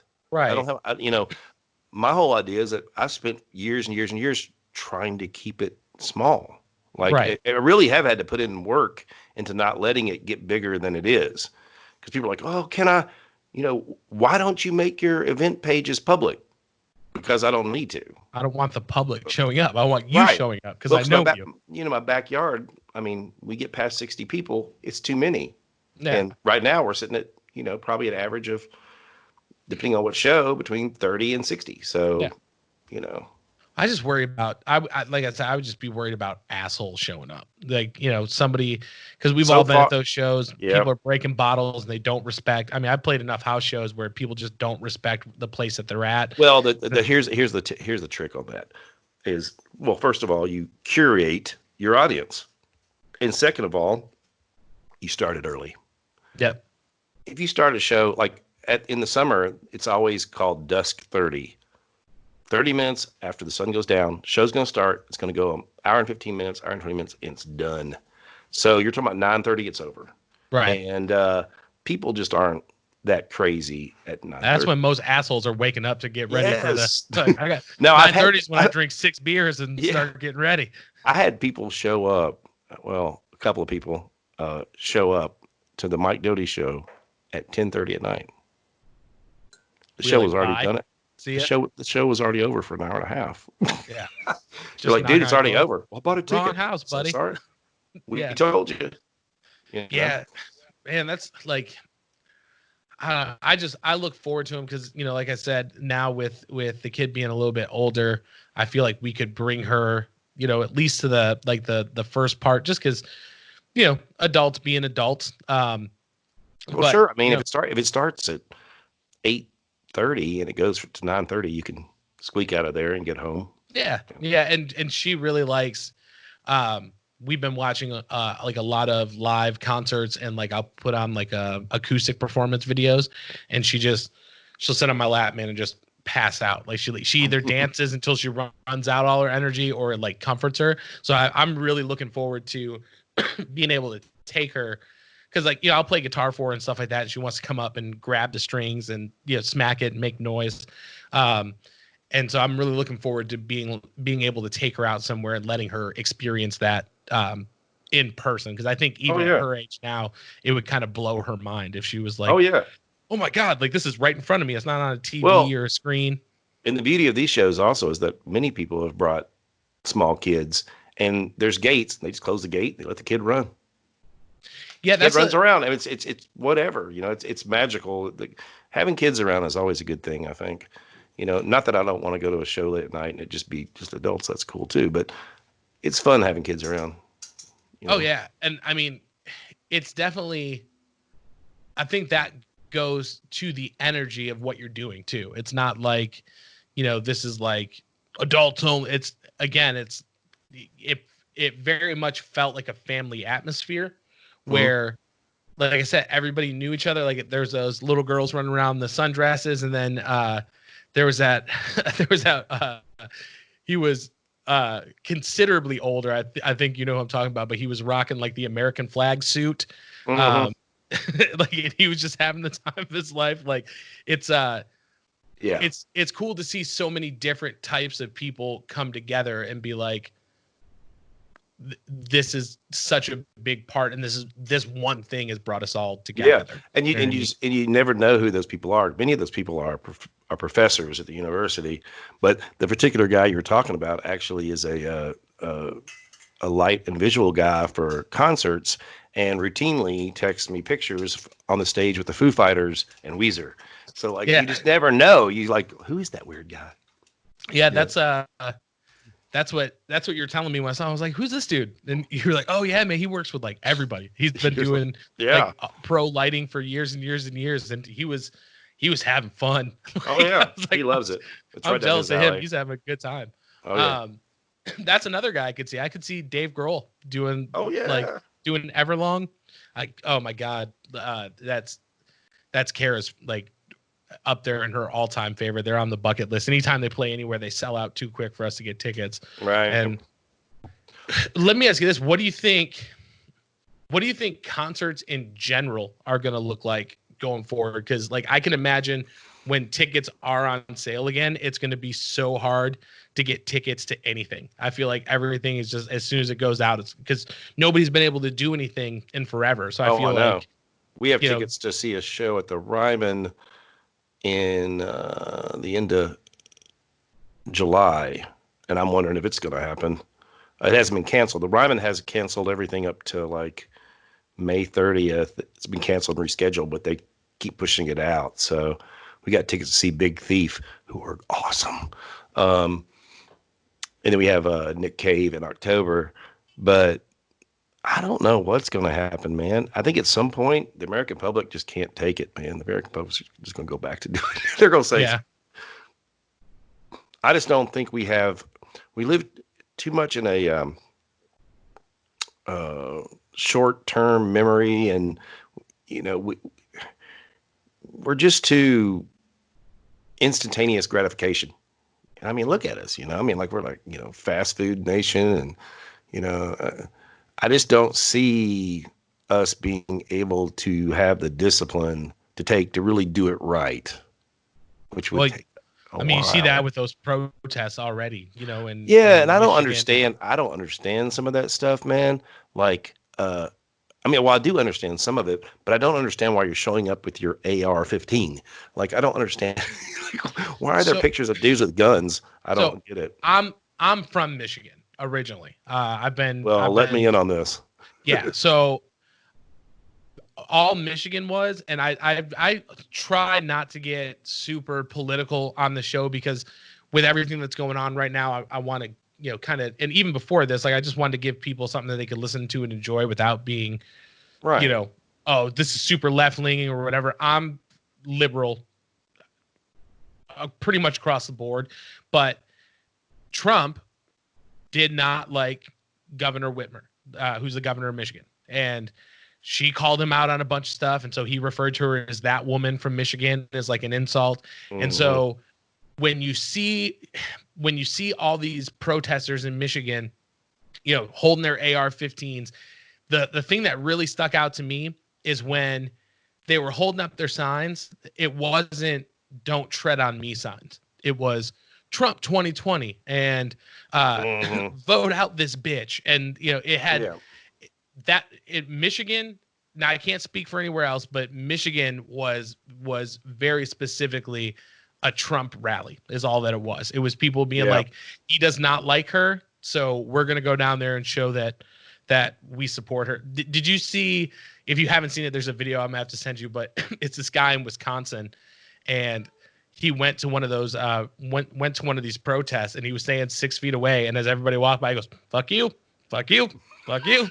he's like 6 feet away, but fuck you. Just like, you're an idiot. Like, I don't know, man. It's super divisive. And I think the thing that kind of, cause you can look and like people who are right leaning, like extremely right leaning, like when you look at polls and things like that, it's like if you're super conservative, you don't think this is a big deal. If you're super far to the left, this is like the biggest deal that's ever, and it feels like a very small population or percentage of the population is in the middle, just being like, I just want to keep people safe. You know what I mean? Yeah. Like, we go to the grocery store, but I'm not trying, you know what I mean? Like, I'm not like, I don't want to be to the point where like I'm afraid to leave the house, but like, also I don't want to be the reason that someone's grandma gets sick or, you know what I mean? Something like that. I don't want to get sick, man. I'm a fat dude. I smoke cigarettes. Like, you know what I mean? If I get that, who knows? You know what I mean? So it's, I don't know. It's, I'm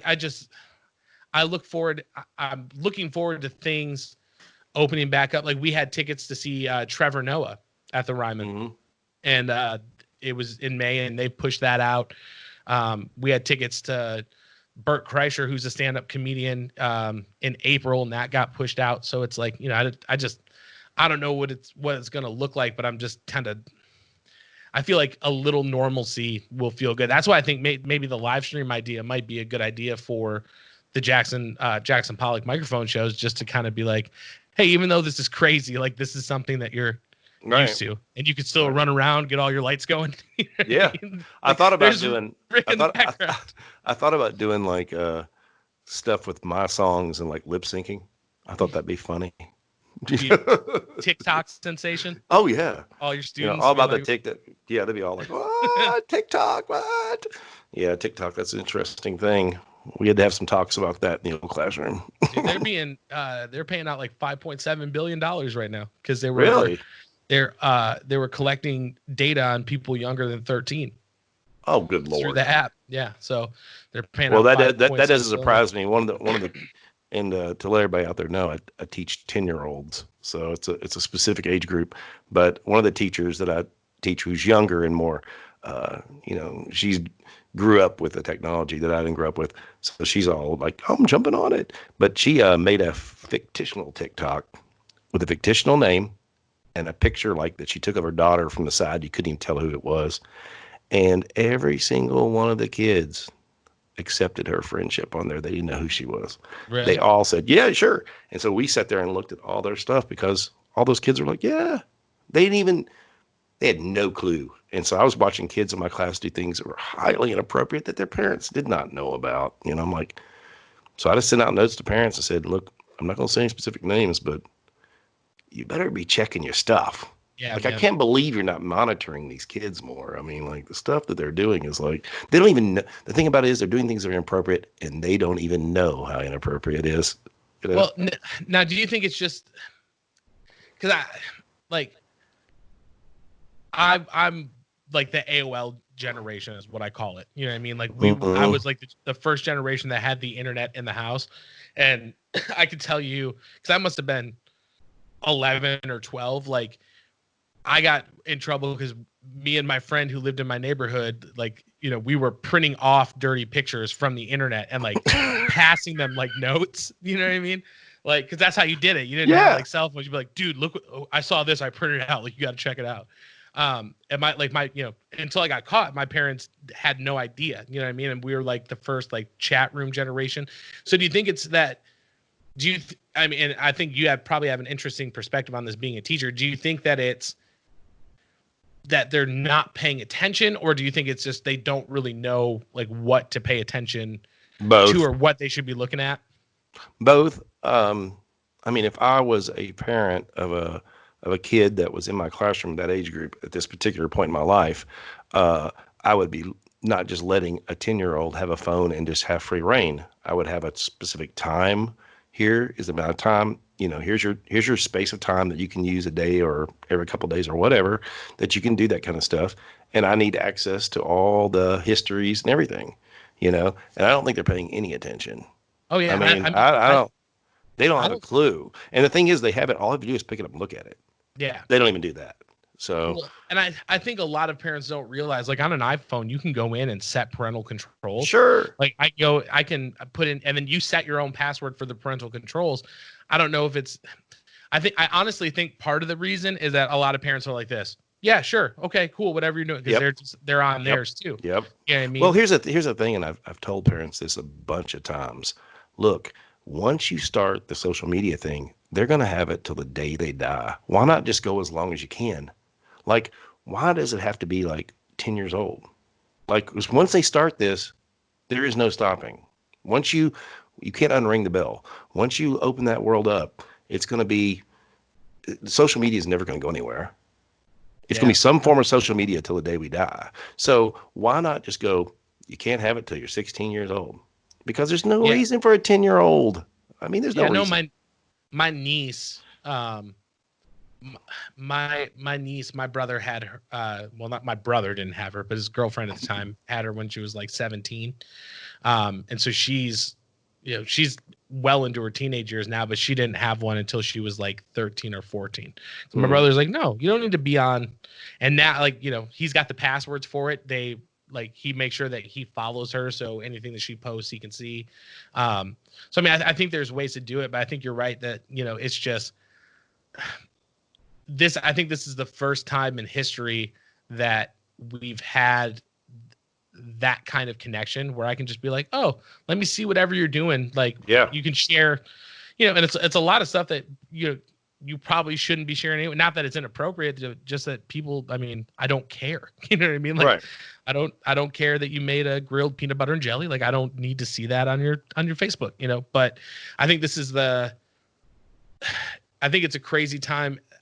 I wonder what's going to happen when all this corona and COVID is over, because I feel like people have just been like locked in their houses and just scrolling and scrolling and scrolling, that I wonder if when it's over and people get to go outside, if we're gonna see things a little bit differently. You know what I mean? And that's I've been writing these notes to parents because I'm still in contact with parents and kids at the school, and I'm like, just try to be careful, because this is a good opportunity for them to learn to love to read books. Mm-hmm. I mean, I know that sounds corny and all, but it's for real. Like, that can't make them read. Well, don't give them anything else to do. That's what my mom did. Just don't let them have access to the phone. They'll read because they're bored. They'll read. Yeah. But, like, if you're not paying attention during this time, there's going to be some crazy stuff that happens. And that's for sure, because even while we were at school, like, stuff would come in and we were like, what's going on? Well, she said that he said that she said that he said that she said on TikTok. And you've got these problems at school where kids are actually like, going to have a fist fight in the bathroom over something, over like, a TikTok message or like a video insult. Where are the damn parents? Get control of your shit. Yeah, it's I don't know. Like, my mom has, for as long as I can remember, worked in the school system. So, like, when I was going to high school, she was in the high school. So it was not, you know what I mean? Like, she was lenient on us as far as like punishment and stuff, but I honestly don't think we ever did anything that was really like that bad. Right. But I can't imagine what kind of kid I would have been. Like, we went out and played in the creek. Like, I've told the story before on the show, but there was a video store at the end of my block, and behind the video store was like a door to like the back, and that was the adult section, and there was a hole in the door about like this big. So me and two of my buddies, we're 13, we'd be like, let's go look in the hole, see if there's any like new, so you're like looking in. Like, that was like, I mean, if we had, TikTok or, I could look at anything on my phone at that age. I mean, I have no idea what kind of human being I'd be right now. Well, I got a funny story for you real quick. So I got this parent, and she says, she calls me up. This is a couple of years back, and she's like, hey, my son wants to have a sleepover with a couple of guys that are in class with him, and I just want to, get some input from you. I'm like, oh, I think it's a great idea. So-and-so's nice, and, they can be a little rambunctious, but they're good kids, whatever. And she's like, all right. So they have a sleepover, and there's like, I think 4 boys there, her son and 3 friends, and they're all in my class. And so the next week she calls me and she says, I want to tell you this story about what happened. They were back there and they were real quiet in the computer room where I have my computer. I was out there ordering pizza and stuff. And she said, I called them and said, okay, pizza's on. And they didn't come. They're real quiet. And I got real suspicious. And I called them and they finally came. And I went back there and looked through the browser, and I clicked the browser, and a picture came up of an ocean scene and a prawn swimming. So it was a giant shrimp swimming with his little fingers. And I was like, what are you talking about? She said, well, they misspelled porno and they typed in prano. And so they were looking at shrimp. That is hilarious. And at that age, you don't know. You don't know that, like, you know what I mean? You're just like, oh, I'm not supposed to be looking at this. I said, damn, at least learn how to spell. And that browser history gets everybody. Oh yeah, clear your browser history. But she said it was so funny because it was like some kind of National Geographic thing or something. It was like a big shrimp and its little legs were just moving. Like, they're probably they're like, so like this is not very sexy. Wow, I did not think that's what this looked like. Yeah, I didn't know that's what girls like when they took their clothes off. They got like 16 legs. And it's so different, man. Like, I've always had a guilty conscience. So I remember being probably about that same age, because we were still living in Madison Heights, Michigan, which is like right outside Detroit. And I stayed the night at a buddy's house, and he was like, hey, I got my dad's Playboys. And so, like, he pulled out this box, and it was all, and like, they were, if I remember correctly, I mean, it was a long time ago, but I think they were all like Playboys from like the late 70s, like to mid 80s. So, Hey man, Cheryl Teagues, man. I mean, not knocking it. I'm not knocking it at all, but I'm just saying, like, I don't know, like, as your first foray into that Yeah. world. So, and at that age, like, I didn't even really know what I was looking at. And so, like, we put them away, whatever. And my mom came and picked me up the next day, and I got in the car, and I was just sitting in the back all quiet. And she's like, "Did you have fun?" It's like, "We looked at pornos." Like, I just immediately outed myself because I had like so much guilt. And so she called my buddy's dad and was like, "Hey, just so you know, like, you might want to hide those a little bit better." Like, they were looking at him. He's just he feels terrible when he lies about things. And I was just like, sorry. Like, like the first, not I had a good time, not like, oh, it was so much fun. I just immediately vomited out that I'd done something I wasn't supposed to.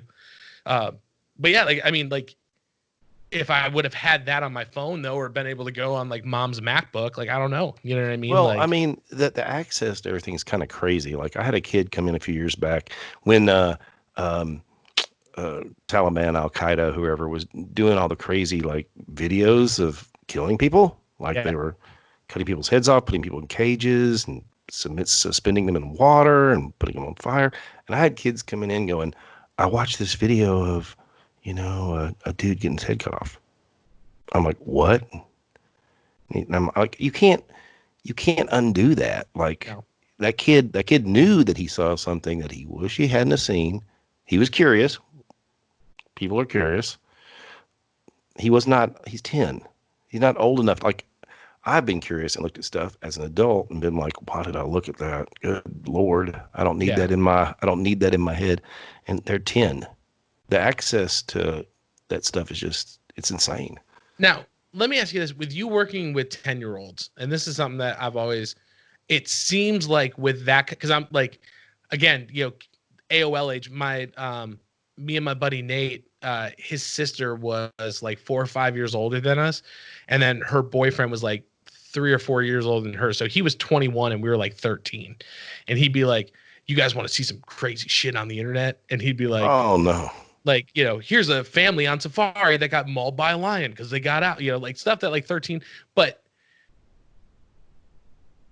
I never knew any girls that were looking at that. It seems like it's always little boys, not little girls. Like, because you work with them all day, like, I mean, do you think it's just like a different curiosity, or like, what do you think it is that kind of has that wiring split like that? Because like my wife has been like, I don't know how you're a normal human being. Like when I've told her like, some of the stuff that we've stumbled across on the internet and like stuff that she would tell me that her brother watched when he was that age and stuff like that. So, I mean, in your opinion, what do you think that line is? I mean, I know you're not like a, I mean, like psychologist or anything, but well, I probably am after 20 years of just working in a public school and then 10 years working with juvenile delinquents. So that's 30 years. There's something boys have a different drive, I think, that pushes them to want to see things that are extreme. I don't think girls, I mean, I don't want to stereotype. My wife would kill me. She sees me. She's like, "Why are you there?" But there I've seen plenty of crazy things on the internet. But there doesn't seem to be the same kind of drive. Like I have a lot of girls in my classroom that are very driven to look at things on the internet, but they're wanting to see things that they want to see. And once they see them and they're obsessed with them, they just want to look at those things. Like, the big thing in class right now was the K-pop. And like they came in every day talking about, K-pop and these K-pop groups, and I'd go look at them and just to see what they're into. But they didn't really talk about other stuff, but boys would. And really, actually, the boys weren't talking about any crazy stuff like that. They were mostly watching like soccer players doing soccer stuff. A lot of soccer players in my classroom. Of course, like 24 students, and I think probably only 3 or 4 of them didn't speak Spanish at home. So, Oh, that's cool. Yeah. It's a very brown class. Well, now they're all going to come back and be like, "Have you seen Tiger King?" That's like the only thing. They might, but they have their own like agendas. They it's weird. They're watching their own stuff and they're really into that, and they get real into like little weird things. And I'm like, what is that? And by the time I even notice that something's going on, it's gone. They're like, oh, we're not into that anymore. Did you ever listen to or check out Poppy. You know who Poppy is? Mm-mm. Well, if you get a chance, look online. She's like a crazy internet artist, but she used to do these weird interviews with like houseplants and stuff. And when she's a blonde haired girl, she's really pretty. She's got blue eyes, but she's like a robot. Like when she talks, she's very like, "Hi, I'm Poppy. Today I'll be interviewing this plant." And it's really interesting because the kids flipped out on Poppy, and like she got one video that's 15 minutes long, and it's just her saying, "Hi, I'm Poppy. Hi, I'm Poppy." But it's 15 minutes, and they all said, "We watched the whole thing." Like, you watched the whole thing, like, and it's interesting because she's really playing with that whole idea of like viral things, and she's been streamed like 35 million times. Saying "I'm Poppy" over and over. But the kids, to them, she was scary. She was like watching a horror movie. They thought she was extremely scary. I didn't think she was scary. I thought she was like avant-garde. Yeah. But they thought she was completely terrifying. But they watched everything she made. Yeah. It seems like, and I kind of remember this from like being younger too, but it feels like there's still an element of like, oh, well, if you don't know what this is, like you're not in it. You're not with Yeah. it. Yeah. Like when we were younger, it was all like the CKY videos before Jackass came out on MTV. So it was all that stuff, but you could get it on VHS. And if you had it, like you were part of this like culture, like you got it. It was funny. And then Right. it went mainstream. And I think it's still the same. I mean, the same, my brother-in-law. So my brother-in-law is like 14 or 15.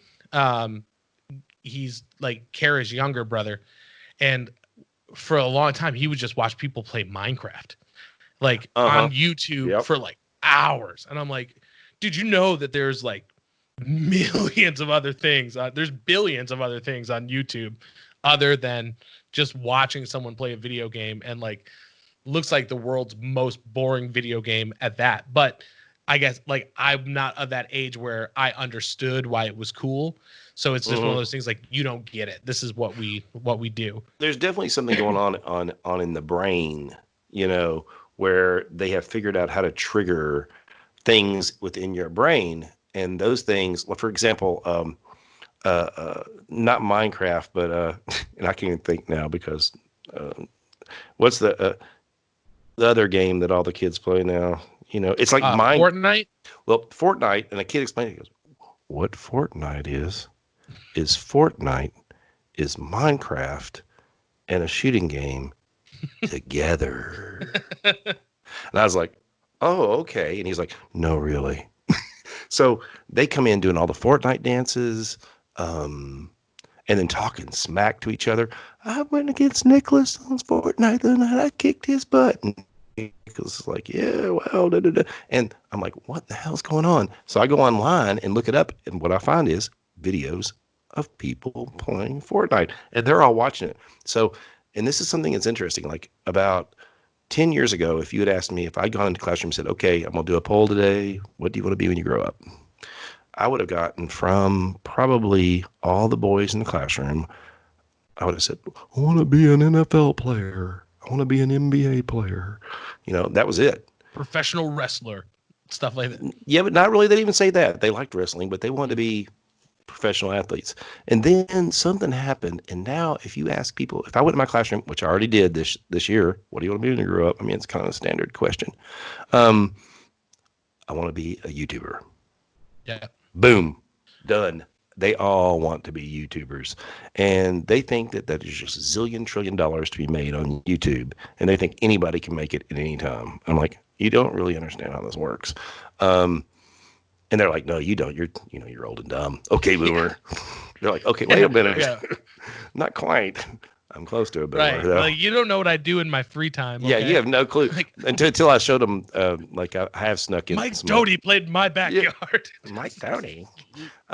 Just losing. But I did play on one of my music videos, which is kind of a nutty song, and you can't see my face because I made a video that covers my face, and I covered up everything. Okay, like you couldn't see who it was done. It was just the video. I was like, check this out. See what you think of it. And they watched it, and I got a buzz here going on somewhere. And they watched it, and this little girl said, "Wait, pause it." So I paused it, and she goes, "That's you." How do you know? I can tell by your voice. Oh, okay. And she was like, what's your channel? And I'm like, I'm not telling you. Right. And I didn't think they would find it because to make the YouTube channel, I had to use JP microphone. Okay. So when it did show something, it said Jackson Pollock microphone. I'm like, they're never gonna find it. Man, like friggin' like 15 kids found it. And like by the next morning, they were like, oh, we found your channel. I'm like, oh God. Yeah. We I had it's funny because I think one of the reasons I like talking to you about, the kids um and like those conversations that you're having. I had a history teacher named John Berger. And I doubt he's listening, but if he is, what's up? What's up, But John? he he used to come into school all year round, long sleeve shirts. Like in Michigan, it'd be, 97 degrees in the summer, super humid. He'd have his long sleeve shirts on, be sweating. And one day we're like, dude, what? Like, wear a short sleeve shirt. Like, what's wrong with you? And he unbuttoned and he rolled it up. And we were in like 8th grade and he was just tatted on both arms all the way up. He's like, yeah, he's like, I like teaching and this is a passion of mine, but I'm also a bass player. And he's like, I play in a bunch of different bands. And his brother was his brother was the bass player for the Insane Clown Posse. So like, which, they've never really been my cup of tea, but it was still like, oh, you got it. Yeah, you got to respect. Yeah. You got to respect what the culture they created. Right. Game recognizes game. You know what I'm saying? That's right. So, so he started like making us all these CDs and stuff, and like, because I was in a band. I started playing with my friends, our first band in probably like 7th grade. And then we played all the way through high school together. And it was always like, little shows, stuff like that. But, we were playing music. So that's all we wanted to talk to him about. We're like, well, what do you listen to? Like, can you burn us some CDs? And so and then when we got older, we graduated. We actually used to go over to his house every once in a while in Ann Arbor. And he'd be like, yeah, here, check this out. Check that out. Like, but it was the first time that I was like, oh, teachers are actually just like real people. You know what I mean? Yeah. Like, yeah. I don't think that computes until you hit a certain age where No. you're like, you're not on some crazy moral high ground when you go home. Right. You're like, just like everybody else, Right. And when they figured that out, like you did, when they figured that out, they go, oh, like, because I do a lot of ultimate frisbee with my kids, and it's something that I've done for years, and the kids like really eat it up and get into it. And later I get a lot of phone calls and emails, and usually they're bringing up something to do with music or frisbee, throwing frisbees. Because we during school, if the weather's nice, I'm throwing frisbee to kids every single day. So it's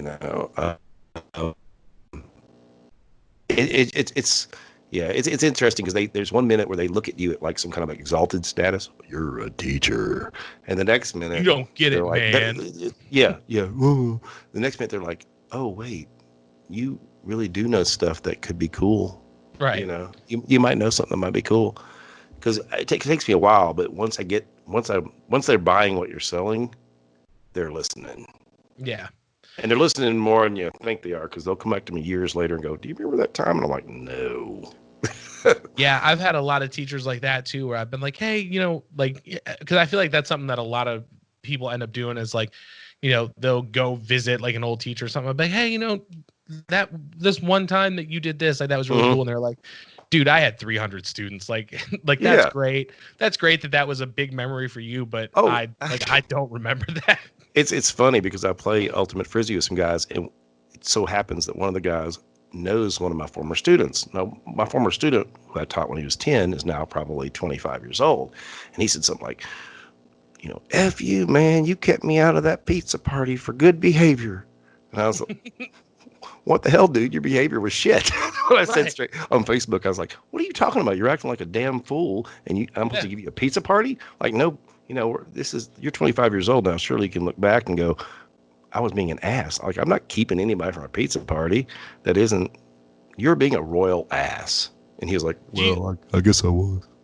Do you find like, how often do those, because when you talk about something like that, it makes me think of this kid. I won't say his name, but we had a field trip. We must have been in like 4th grade to go see the Detroit Symphony Orchestra. And I was super excited. They were like, dress up. You're going to the symphony, like want to look. So I wore like, a suit, and I had this kid showed up in cut off jean shorts and then like got to school and cut the sleeves off his t-shirt. Like not how he dressed all the time, but they told him to dress nice. So he was like, fuck Oh, you. yeah. This is how I'm going. Mhm. And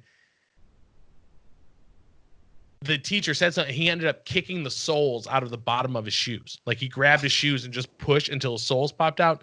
And she left him on the bus with the bus driver for like the entire like 4-hour symphony. And that's how this kid was like from 4th grade, like to the time we graduated. He was just like that kid. Do you run across like a lot of those in what you do? Like, is there a lot of those kids where you're just like, dude, you're going to be a dick when you're older? Cause like, Yeah. Yeah. And you try to go like, okay, there's these things you have going on with your personality. And I always try to find positives. That's one of the things. I always try to find something I can like about a kid. And seldom does it happen that I can't find something I can like. Because once I can find the one thing I can like, I can groove on that and work around that and for my own personal well-being as well. Because if I can't find anything to like at all, then I'm having a real hard time. Yeah. And rarely does that happen that I can't go, you're 10, you're a kid. Now, if you're adult and you're an asshole, you're a fucking asshole. Yeah. But when you're 10, I can go, you're 10 years old. Maybe you have plenty of time not to become an asshole. Right. But you can see it early on, like the guy you're talking about. And I've had those kids before. I've had a kid where I took to the museum to see the mummies from Egypt, the real mummies, and went in there and poked a frigging mummy. And he was like, it feels real. It's like, because it is real. It is real. You just touch something that's like, 20,000 years old or something, and I've been with those kids and it's like, I don't know what you do. Like, do you leave them on the bus? Because in certain instance, I would, like, you're staying. There ain't no way I'm walking in there with you. Now, if you kicked your shoes out, kicked your soles out of your shoe and you want to walk in there like that, but I don't think you're going to make a fool of me, let's go. I'll let you walk in there with your barefoot. I don't care. Yeah, no, he was just like, this kid was this is the same kid that a substitute teacher got fired because he gripped him up by the throat and threw him against the wall because he was just like pushing him and pushing him and pushing him. Couldn't take anymore. This dude, he was like he must have been like mid 60s and was like a vet, like, veteran. And he was like, listen, man, I've fought in wars. I'm not taking it from you. And so he flipped his desk, grabbed him by the neck and put him up against the wall. Yeah. And then I like that guy too. He never got to come back. Yeah. I mean, like when I first started teaching in public school, after I taught delinquents for 10 years, I was a lot more heavy handed because you had to be, when you were working the juvenile delinquents, it was like you had to kind of be forceful or they were going to take force and actually hurt you. So when I got them in public school, I was like, I had a hard time dialing that back. But now I'm like, 54 years old. I don't give a shit. Like, you're going to act like a fool, whatever. I'll call your mom. You're not my kid. There. You talk to her about it. Can you come get him? That's my big thing is like right in front of everybody. You're going to have to come down here and get your kid. Well, I can't. I'm at work. Well, that's funny because I'm at work too. Yeah. Come get your kid. Take a sick day. Come get your kid. And they're like, they don't like that. Yeah. So. Yeah. I like the idea of, because I'm guessing like if you're in that profession, like that's probably a good tactic to be like, okay, even if this kid is an asshole 90% of the time, there's got to be something about them that I could be like, okay, he's an asshole, but he's funny, or you know what I mean? Like, so, because I'm sure it's got to be. Is it hard for you when you have a kid that it's real hard to find something that you like about them? Is it hard for you to not treat them like that? Because for me, I could see myself completely treating that kid differently than maybe the kid sitting next to him. Oh, sure. I mean, and kids will say, well, that's not fair. I'm like, hey, man, welcome to the real world. Yeah. You can't expect to make my job more difficult. And this girl over here makes me want to do my job. And because I treat her differently than you, that you don't think it's fair, it's not going to be fair. You want to be treated like her? Then act more like her. I'm not asking you to act like her. Just, you got to help me out. Like, work for me and I'll work for you. But if you're going to act like a fool, I'm going to treat you like a fool after a while. I mean, it's like, come on, man. I don't. There, it's hard to enunciate and verbalize what goes on in that situation. But like even one this year, I had a problem with that was like very just compelled to always say something no matter what. If I'm teaching and I'm leaving a space when I'm talking, I'm usually leaving a space so kids can keep up and process what I'm saying because I tend to talk pretty fast. So I'm going da da da da da da da, and he would interject into that, and oh, it ticked me off so much because it was like a compulsive thing. Though I mean, I could see that he couldn't really help it, but his mother would. He doesn't need medication or anything. I'm like, I don't know. I mean, like, it wasn't just that. It was like the other stuff he was doing too, but it was like super compulsive. Like he couldn't. There was no control. It was. He was just constantly going, and it was like, dude, you have to stop, man. Yeah, yeah. Part of me also wonders too, and I thought about this when I was older. Like that kid I was telling you about, that I went to school with.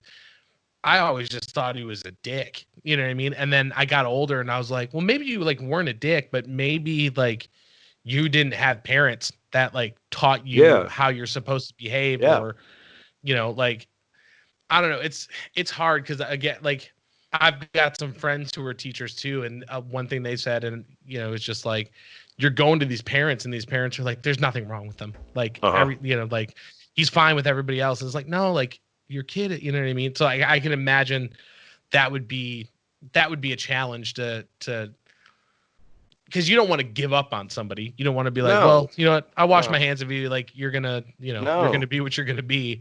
But I can imagine that like there are certain days where you're like, well, would it be that bad if I just was like, well, I'm done. You just sit in the back of the class, do whatever you want. Like Yeah, I'll and see you. and sometimes for the betterment of everybody, you have to do that. Now that seldom happens. I'm trying to have victories. So like if a kid was to be like that, and somehow by the end of the year I've made progress with them, then that makes me feel good. I've Yeah. done my job. I've done my job because my job is not just teaching math. My job is teaching social skills and all these other things. Uh, and if I can teach that kid to have some kind of like self-awareness of what's going on around them, then I've done something good. But there are times when you can do all the work you can do and they still just will not work with you. And at that point, it's like, dude, I got to cut my losses Yeah. because I'll tell you what happens every single year, and this happens every year, is I have kids at the end of the year write letters like, what do I need to do different to be a better teacher? And I'll ask them specific questions because that's easier for 10-year-olds. But I'll say, like, what would you like to have seen me done better? And every year it comes back, I wish you would have spent less time with the kids that were being problems and spent more time with me. Yeah.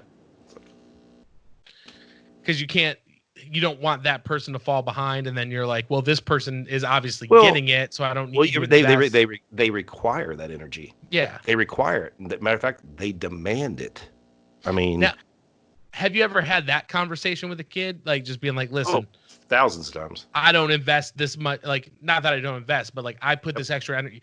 I believe in you. You're going to be a Yep. decent human being. Yeah. This person And needs. when I'm saying it, and I mean it, because if I don't mean it, I won't say it. I'll say something else.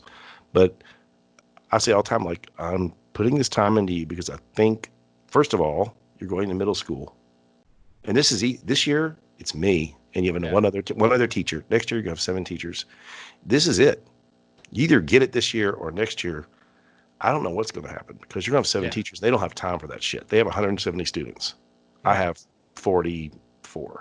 So this is it. Because if you can't handle it with me, there ain't no way you're going to get anything in middle school. So I'll have that talk all the time, and I'll be pretty damn blunt with them. As in, I'll say, I'm gonna be pretty damn blunt with you. Like Yeah. I will be very blunt, and still, and they'll be like, yeah, yeah, yeah. And I had like even this year, I've had a couple successes with kids who are going to have issues in middle school, but I think they're better off now than they were. But I have one where I'm like, dude, you're going to get, I don't know what's going to happen in middle school. Yeah. That principal's going to be like, what? Go to the alternative school. Right. Go. Yeah. It's I don't know, man. I can imagine like it's gotta, just like you said, it's got to be very challenging. But in those moments where you feel like you've made that correction, then you see that behavior kind of turn around. There's got to be something so rewarding in it. To just Oh kind yeah, of like, it's awesome. okay, like we turned a page, and hopefully this will, And when you carry you on. yeah, and when you turn that page, it's like you have like chiseled out a place in that kid's life. They will remember you forever. And I know this because I get calls and emails pretty consistently of like, you probably don't remember me, but there was this one time, and I'll be like, oh, good. That was one of those times where I handled it just right. I did something. Right. I said the right thing at the right time. And I'm sure there's plenty of times where I did not. Like the time I kept the kid from the pizza party for his meeting. Apparently, he took that real personal.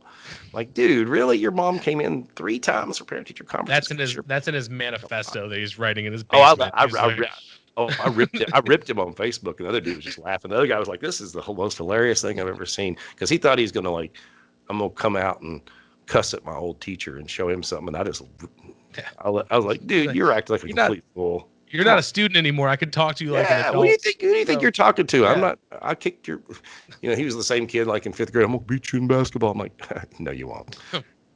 Can't even beat me now in like basketball. 6 feet on you. Yeah, he probably can't beat me now, but we'll see. So let me ask you this. I mean, and I just wanted to ask you just because of everything that's going on, but when this is all over, do you think, because I know, again, with my mom being a parapro, I mean, not even at the same, like pay grade and things like that as a teacher.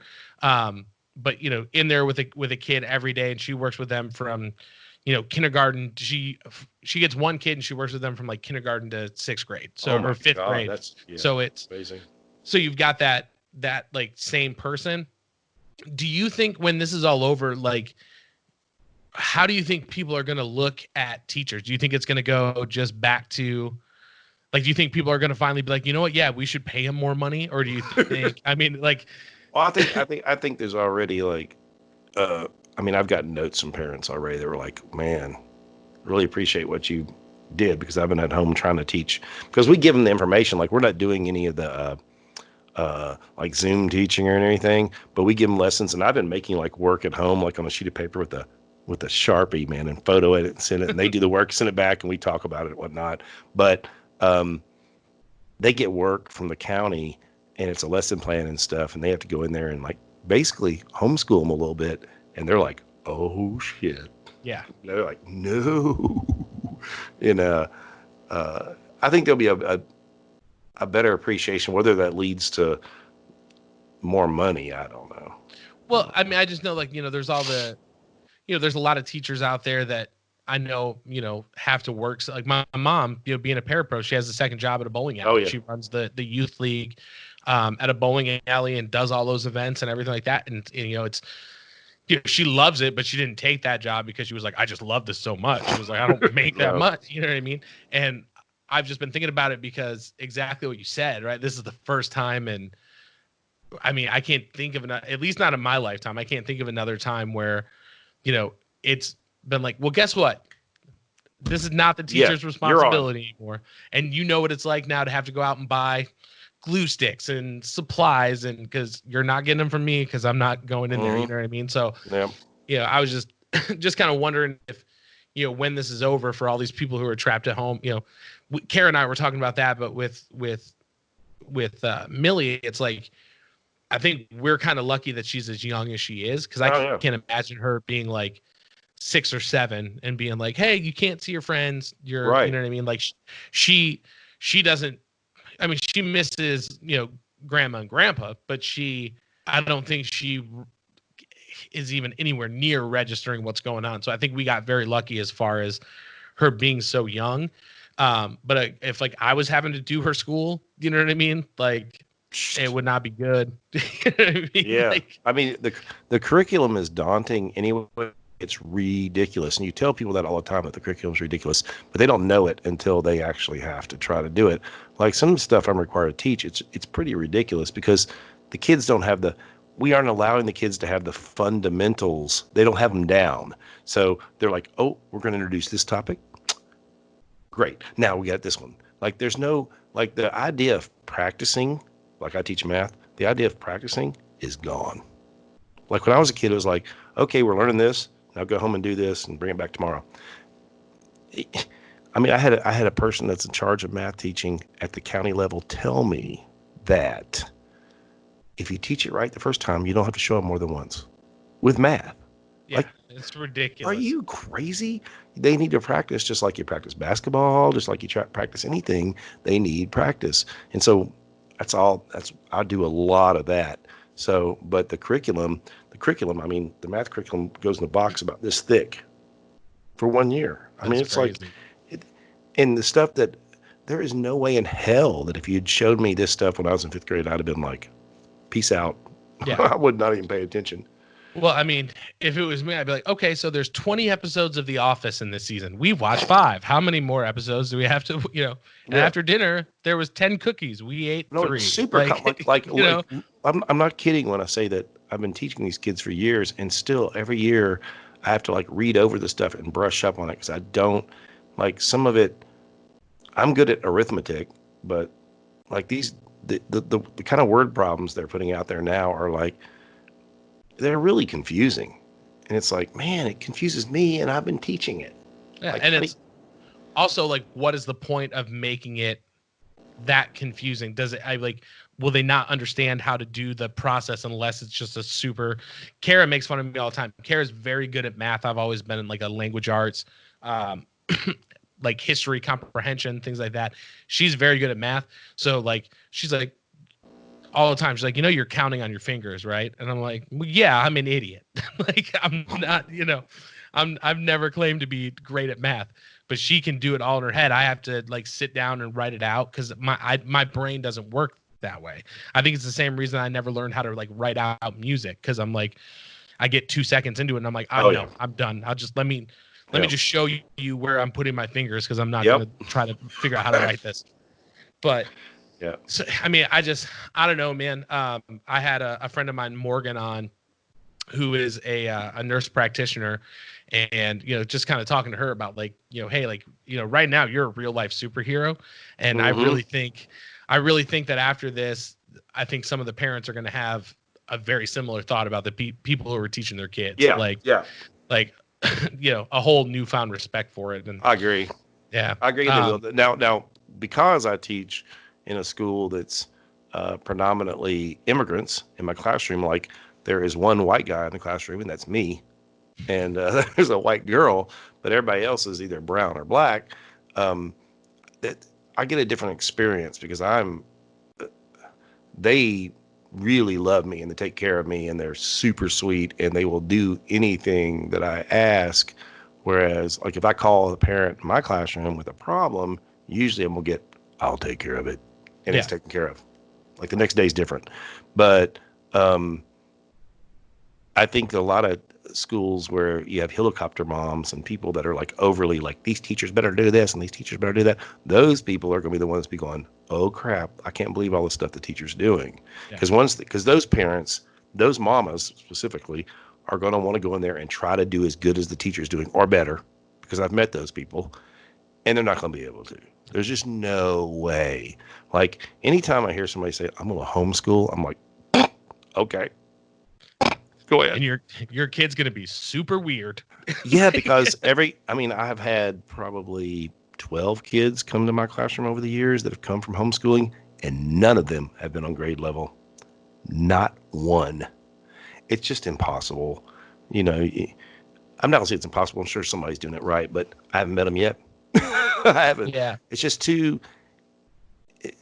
I don't think they understand the curriculum. It's too huge. It's too massive. Yeah, I mean, I guess the only thing I like, if you were a teacher previously and then had a child and decided to homeschool that teacher or that kid, I think maybe you would do a better job. But see what that is. How do you put in the same amount of time?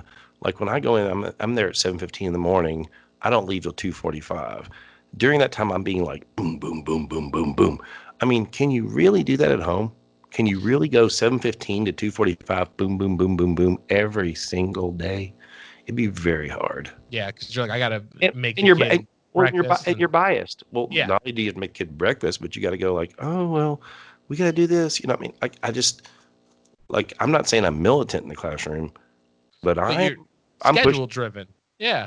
and I'm pushing Yeah. hard, you know, Well, you have demand. to though. And I Yeah. think kind of tying it back to what we're talking about in the beginning, I think like you said, like you're someone who works very well with a schedule. So I'm sure that that kind of like, Yep. hey, if I want to succeed with you, this is how we've got to do it. Yeah. The other thing is that I've like most, I don't want to say all of them, but most of the kids that I've ever met who were homeschooled, just socially like Yep. off. You know what I mean? It's just like you haven't had a lot of interaction. Well, I think you like miss a people skill, you know? yeah, you're missing people skill, and there's usually a reason that parents are wanting to homeschool, and that's either they're trying to protect you from something they fear, that they believe that out there in the school system there's something that's going to, affect their child a bad way, or they think they know more, Right. or they know better because sometimes it's like maybe a religious thing or something, but they think they know something but they don't really understand what the teachers are going through and what the teachers are doing every single day for years. Like I've been doing this stuff for a long time. I can cut through a bunch of, when I'm talking to a kid teaching something, I can go through a whole bunch of shit. I can cut a bunch of stuff out and get straight to it. Where Right. they'd be like, well, they would have a hard time. I mean, how can you do it without any experience? Like, how can you, I don't know. It's it. Well, I think you've got, and again, I kind of think it goes back to that curator mindset where it's, I listen, this is what's important from this. Mhm. This is the part that I want you to take and that I want you to hold on to.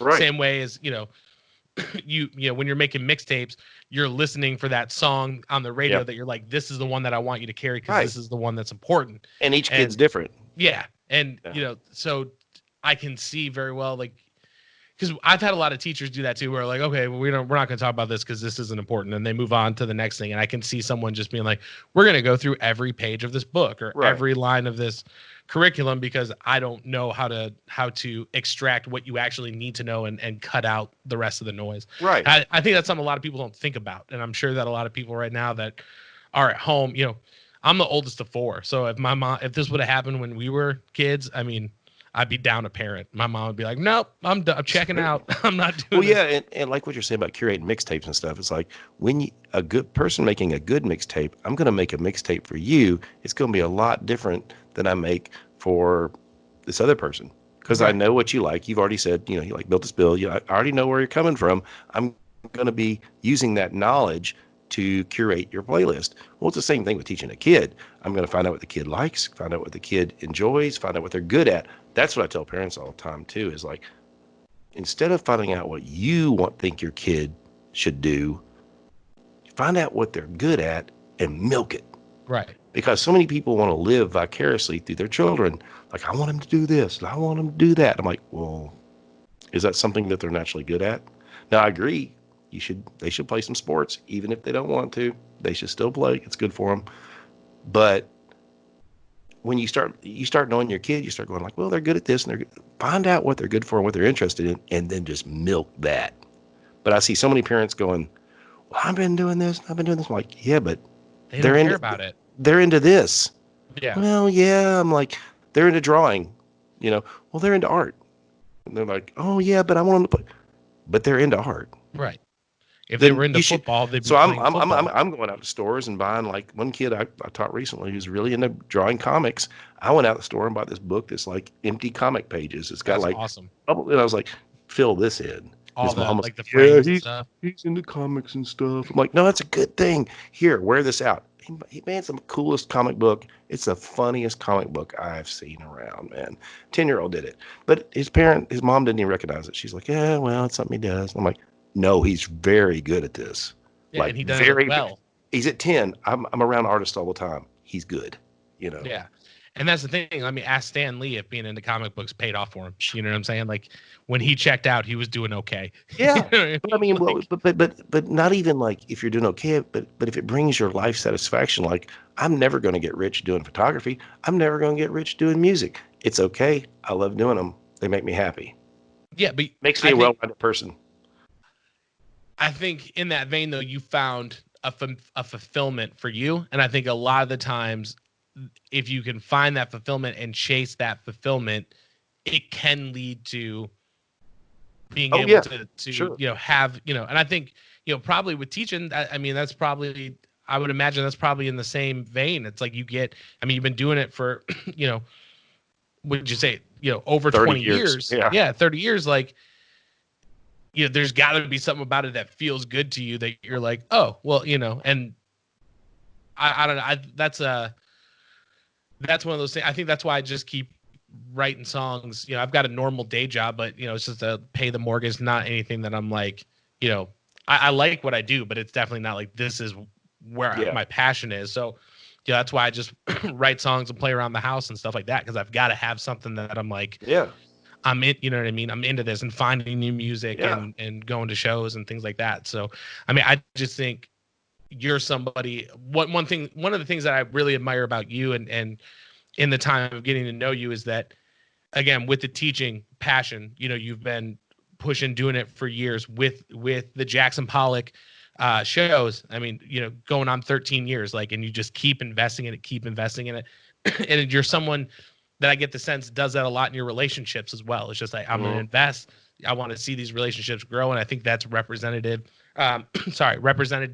very well in the people that you see come to these shows and the communities that you've formed. So I don't know, man, I was just really, really happy to have you on the show. And I just thought you'd be someone who was awesome to sit down with. And I will definitely put up, if you have any links, if you want to send me the link to the recorded show, I really, even though you can't really capture it, I want people to at least kind of be able to get an idea of it. So if you can send me the link for that recorded version, I'll put it in the show notes. Is there any place else that you like to send people to, look at your stuff? There are some YouTube clips from shows, because what I've done in the past is taken a bunch of clips and then shown like 2 clips of a show instead of doing a whole show.